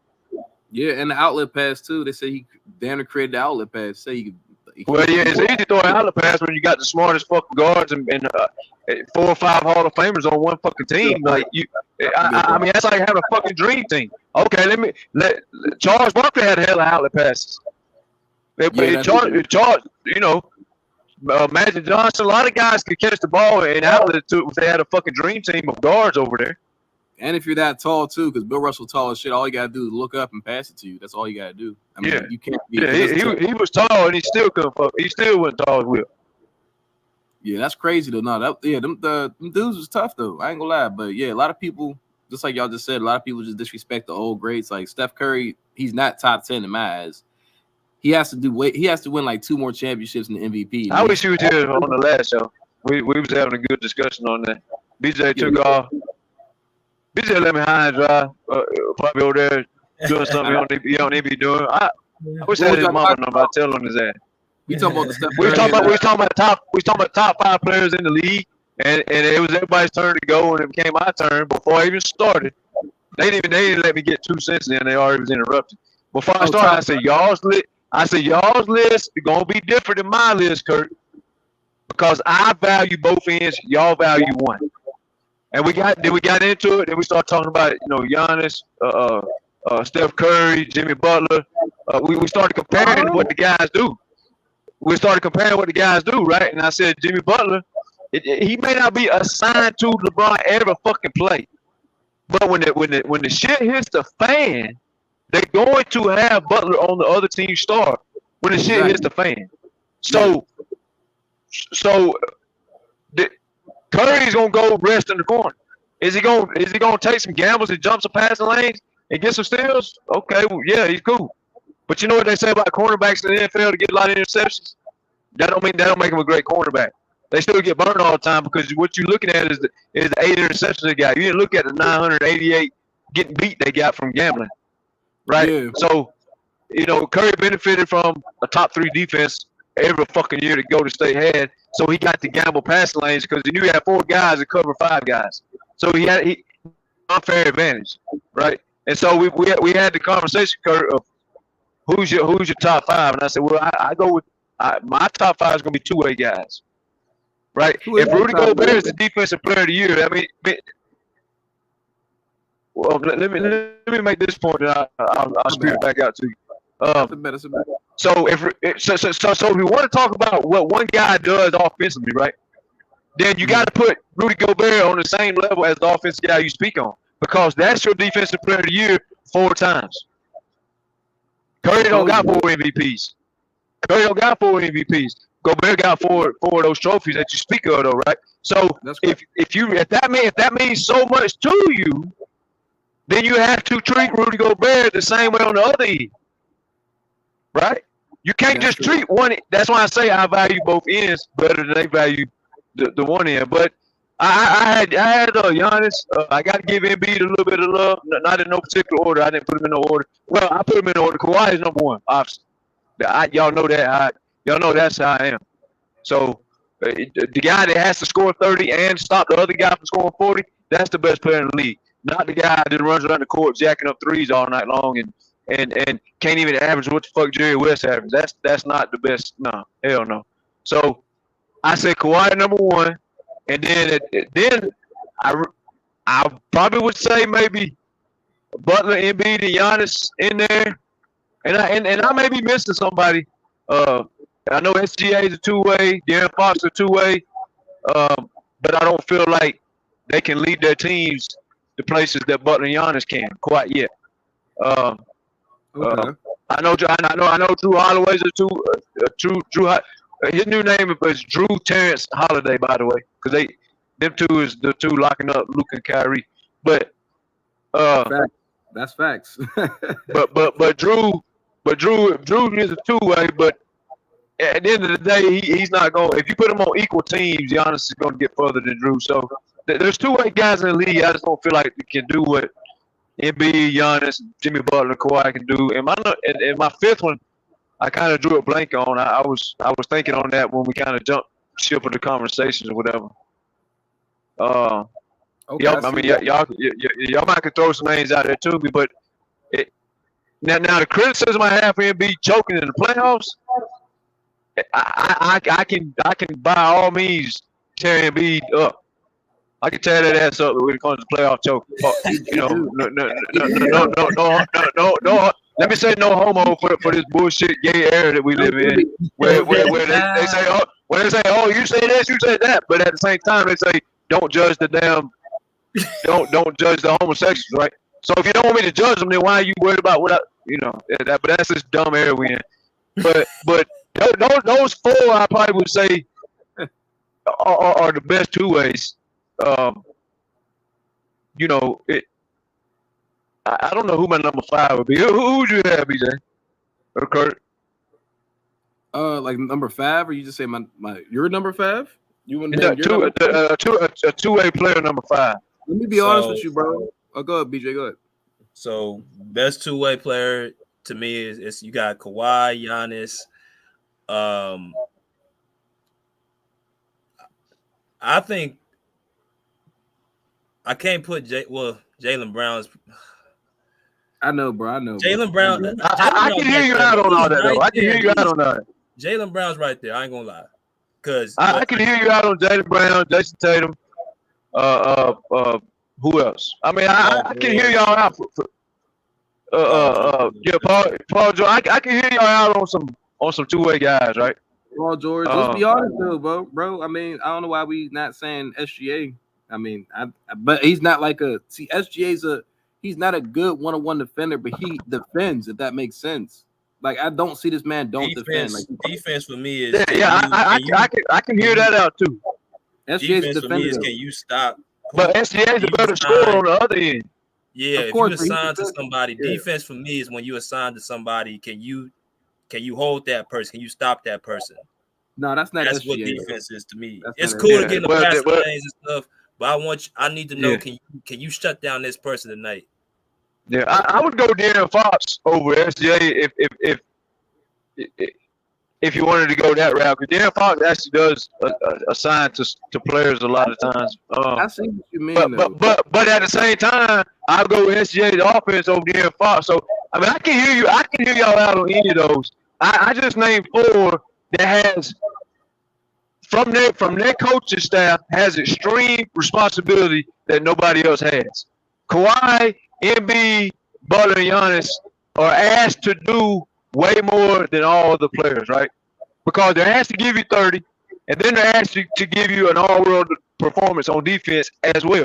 Gobert is asked you to give you an all-world performance. He ain't asked you to give you no points. Where the fuck you get for his point status is just some fucking bullshit luxury you get. He's not asked to do none of that. So he's off the topic. I took Curry off the topic for the same reason. He's asked to do this. He's not asked to do that. So you're talking about one way. Now, does everybody go on the other end and play some? I mean, even Kyrie and Luka at times try to play defense. Harden at times try to play defense. Overall, no. They're asked to do this and this on. Overall, majority rules, your minority cherry picking bullshit. The minority, the majority is this is what you're asked to do every single night. This over here, you're not asked to do. If it comes along once in a while, we'll take it. But no, we're not asked you that. We asked you to do this. But here's my I thing. think Here's my Anthony thing. Edwards is there too, but Anthony Edwards. Oh could be yeah, there, I mentioned that man. but- Yeah, no, I but- mentioned that man. but- I did have Ant Man up there. But Ant-Man, he got a ways to go as far as being what he wants it, but he hasn't got it. He's not there yet. He's not Clearly, there yet. he's not. Clearly, he's not there yet, though. But here's my thing with your take, though, bro. Because I see what you're saying, though. Because my thing with top five, yes, defense is added, but at the same time, hear me out, though. It's about the impact of the player, not just their defense. So Steph Curry right now, I don't think Steph Curry right now is top five. But if we're talking about like prime Steph Curry, 2016 and 17, or even before that, his impact. Here's my thing about defense. Because everyone's not going to be able to have the physical gifts or can play defense like everyone else. Because Steph Curry has always tried. That's why I said defense is not about gifts. Defense is about heart. No, I understand what you're saying, but at the same time, saying like your gifts do add on a part to, like Kawhi's length and everything. Okay. Well, go to the other end. Okay, and that's cool. I respect that. Now go to the other end. Not everybody's going to be gifted to do this either. So that's all I'm saying. Whatever your mindset is, carry on both sides of the half court line. You can't give me a bullshit excuse over here and not give me not let me use your same excuse. So, well, Curry's blessed to do this. Okay, well, Jimmy Butler was blessed to do certain things. Okay, well, that's cool. Steph Curry ain't blessed like Jimmy Butler to post up and draw double teams and draw the whole fucking defense to the paint. Curry draws the whole defense to the perimeter. So now True. Yeah. So now I think see, and now since you said that, now I'll make, you know what I'm saying? Like, now here what I'm about to say, though. So you might be gifted on offense. I might be gifted on defense. And I see what you mean. You put both together and you see who's the most impactful player. Now, right now, I'm going to name my top five since you just named your top five. Because my top five is probably going to be Jokic, number one. I only say Jokic. I'm going to explain why. I ain't about to go on the whole explanation. But Jokic, to me, has the best impact overall as a player on the court. Number two is probably Giannis. Number three, I'm trying to be honest though, but number three might be Luka, possibly. I want to put Embiid in there, but he's never Embiid's never healthy. I might put Embiid in number four. Number six that could be anybody. I mean, number six can be SGA, to be honest. The way SGA played this season and in the playoffs, oh my God. I probably put SGA in my top five. Just off of just his impact alone, what he did for that Thunder team, and what he did in the playoffs. And plus, to me, y'all both noticed, SGA played better than Luka in the playoffs. And we both seen that his impact was there. I mean, offensively and defensively was okay. So I'll probably say Jokic, like I said, Jokic, Giannis, Luka. I'm missing. Let's see, Jokic, Giannis, Luka, Embiid. It's a weird season this year, so I don't know who really is like a top. Like I said, I probably put SGA in there. I would say Jason Tatum, but he's kind of like between him or Brown is kind of, I don't know. It's kind of like, but what SGA did for that young Thunder team, not by himself, but he averaged 30 on 54% shooting and took his team to the second round. I'm probably gonna put him top five this year. I can't put Embiid as top five. So let me ask you this. I'm gonna let BJ go. Let me ask you this real quick. So let's take Jimmy Butler and put him on the Golden State dynasty with all the guys in their prime. They're still winning the championship. Let's take Steph Curry and put him on the Miami Heat with Tyler Hero, their leading scorers, out. When Klay Thompson was out, Curry got beat by rookie John Morant. So, and Joker, every time Murray's out, gets first rounding. So that's how I look at the shit, because you can't. And that word hypothetical is about the most overused word next to somebody hating on somebody. It's not a hypothetical when it's the reality is, if Curry's on the Heat, they're going the fuck home at all times. If Butler's on Golden State with those guys in their prime, they're still winning championship. So that explains how I judge them. But go ahead, BJ. Okay. Is BJ still there? Yo. BJ, you there? He might not be there. I see what you're saying though, bro. But at the same, it's like, it's weird. Here's my thing. But I'm not gonna. So how is the impact bigger if you know in the back, if you know in your head, Kurt, if I put you over here, you're still going home? So how is your impact bigger? Because if I put him back over here where I just took it from, he went to the finals. So your impact is not impact like you're trying to claim that it does, because you see a all-world great offense going off with the Denver Nuggets and Golden State. But the impact that we're speaking on is clearly overrated as fuck, because if I swap your roles, because see, here's the thing, Kurt, if Steph Curry had to cook up Drew Holiday to get to the finals, not happening. Butler had to go through what we see right now is the defender who's locking up Kyrie, that everybody said Kyrie can't be stopped. But Drew Holiday stopping him, and that's who Jimmy Butler was cooking to get to the finals. Curry may have a good game here or there, but also Jimmy Butler didn't have to just face Drew. That motherfucker's got to deal with the Jason Tatums. He's got to deal with the Kawhi Leonards. He's got to deal with LeBron's guarding. He's got to deal with Drew Holiday's. He's always got to deal with these guys. And when the shit hits the fan and the coach says, look, we're losing control here. The other team is taking off. Sir, I know you're tired. You need to go guard the best player. That has never and will never happen to Joker, Curry, and these other Trae Young, Dame Dollars. That's not happening. All they're saying is, hey, the team's taking off. Can you please score 35 instead of 30? But on the other end, I'm gonna let you rest. Go sit in the corner and take a break. That's a good No, point. it don't work like that for other players. The players I'm naming, the BJ is probably going to name, they don't get that fucking rest alibi. Now, so-and-so got a couple steals. I don't give a fuck. That's not deep. When you got a squat on your quad, I tell you what, anybody who wants to learn what defense is, go do some wall squats for 60 seconds. Put your back against the fucking wall and squat down all the way and hold that shit. That's what defense is. You got to sit down in the chair and slide your feet for 48 minutes. And while you getting tired and crying because your quads is killing you, we ain't got time for that. Go score 35 on the other end. The shit is not even comparable. It's not even a conversation to have. But that's one of the conversations we was having, and it's just not fair to the other people. It's totally disrespecting what they're being asked to do.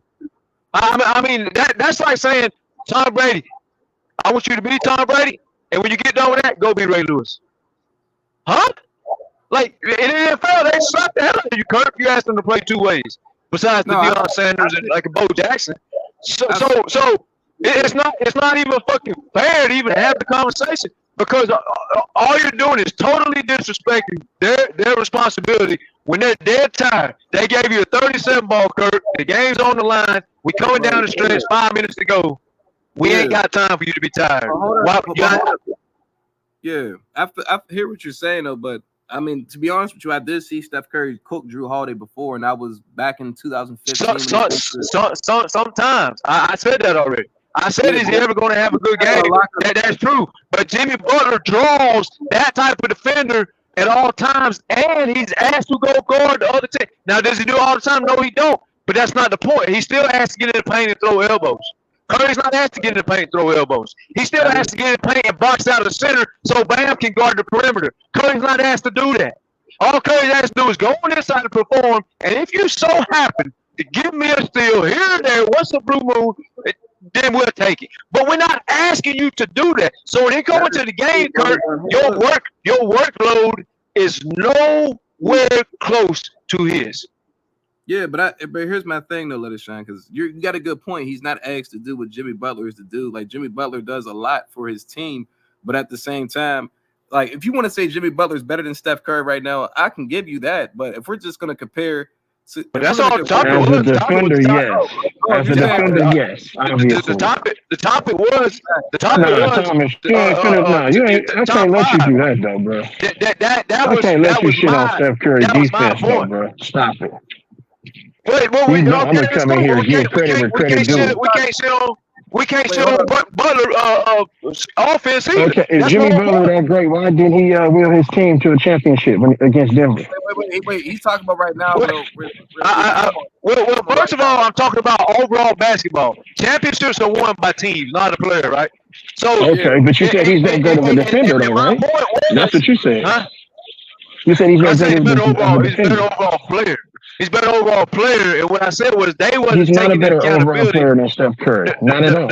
No, he's not. So in your opinion, if we swap the roles and we give Butler Golden State in the prime with all the It's a fucking Hall team of Fame and sport. All Stars Remember? they had. Didn't you say that? Didn't you say that? It's a Right, team sport. that's my whole Right. point. That's my whole point. That's So my if you point. put Butler over there, they still gonna win the championship. That's my point. So put Butler with who though? Who's on the team? That's all I want to know.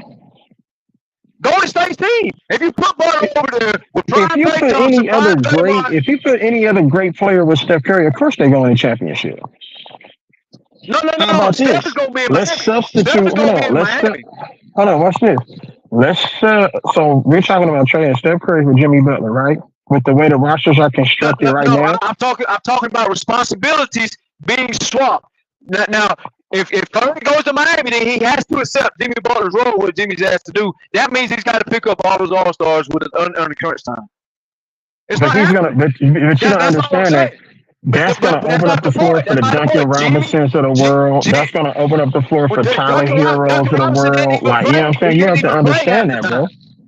Jimmy Butler don't shoot threes, so it's easy to sag into the paint. It's easy to guard Miami because Jimmy Butler is not a threat from the three. But if you put a Steph Curry with a Bam Adebayo is a better Draymond Green. You have to understand that.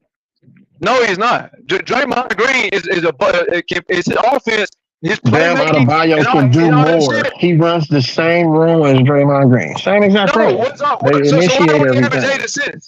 Why don't he average 8 assists then? Because they don't have the type of dynamic offense that the Warriors got. They got Hero, they got Robinson, they got Butler, they got all kind of scorers over there around here.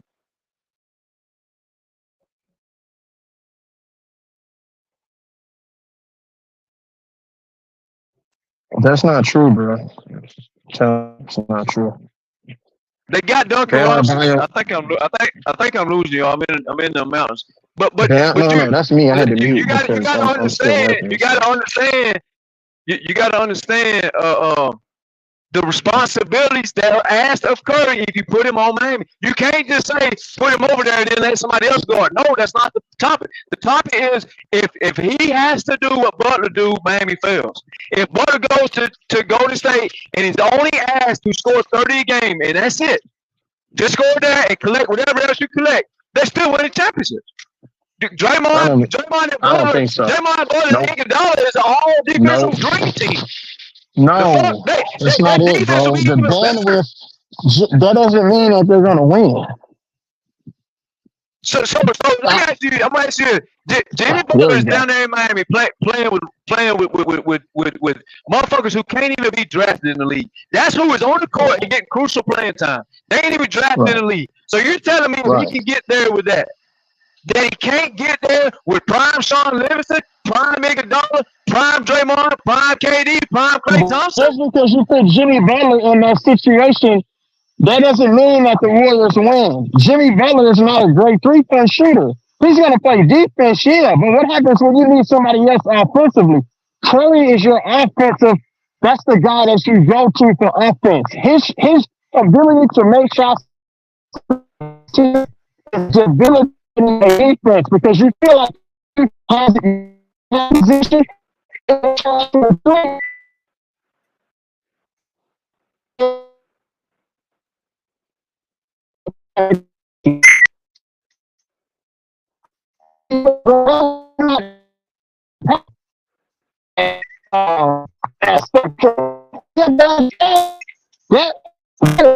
ability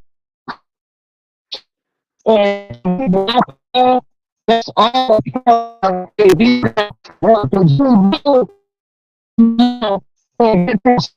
so yeah, I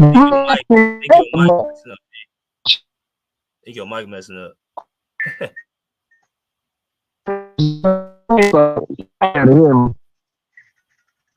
Yeah, I think it's your mic.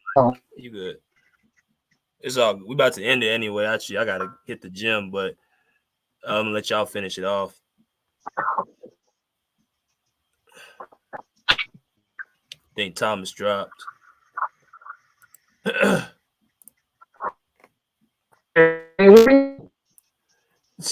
Nah, it still sound bad, bro.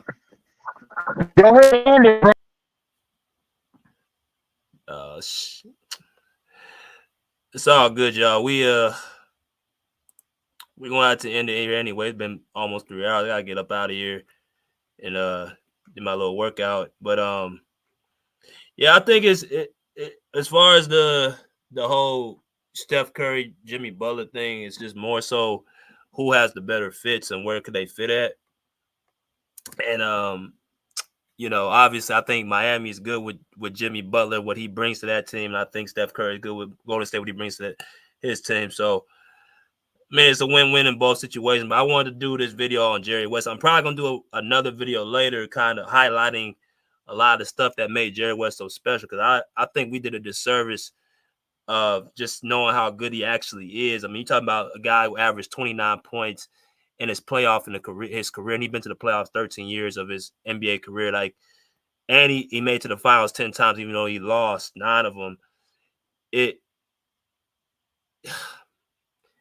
a lot of stuff that I see that I think we didn't really highlight. So I'm gonna probably do another appreciation video later today, more about it. It's probably gonna be pre-recorded, but y'all stay tuned.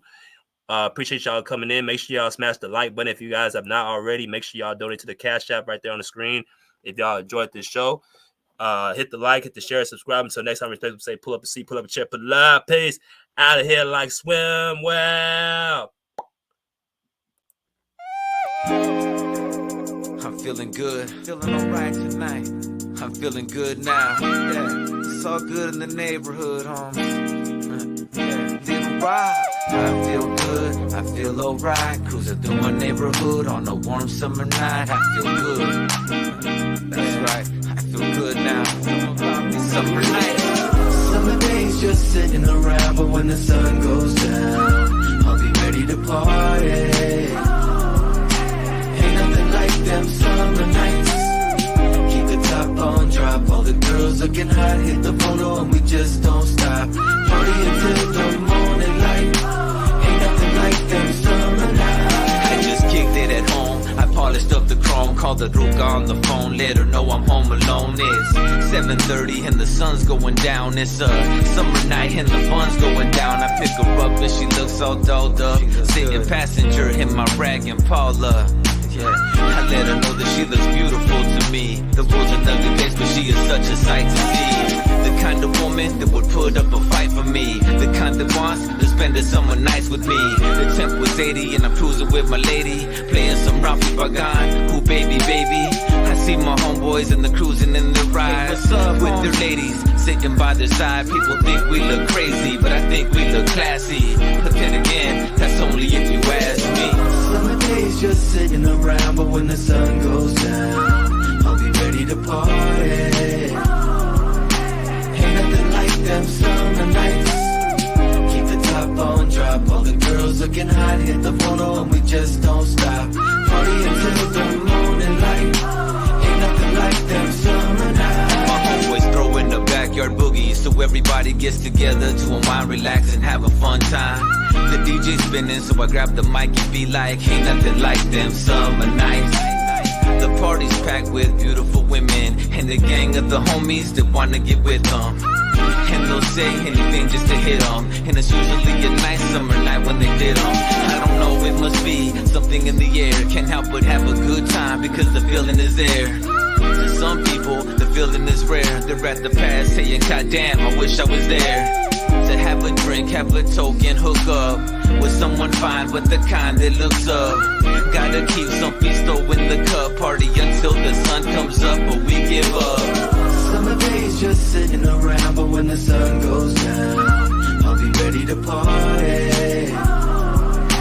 Ain't nothing like them summer nights.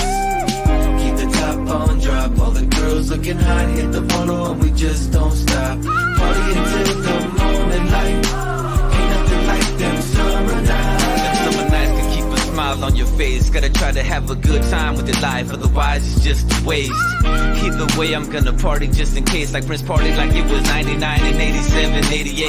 I couldn't ask for no better weather. I'm right next to the Pacific, to be specific. The candy paint job glows under the moonlight as I close out my summer night and say goodnight. It's time to put the top up and park it, drop it, unplug the ground, roll up the windows and lock it.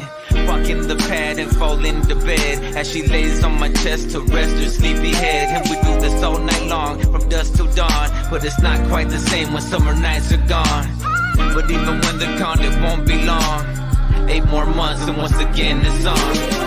Summer days just sitting around, but when the sun goes down, I'll be ready to party. Ain't nothing like them summer nights.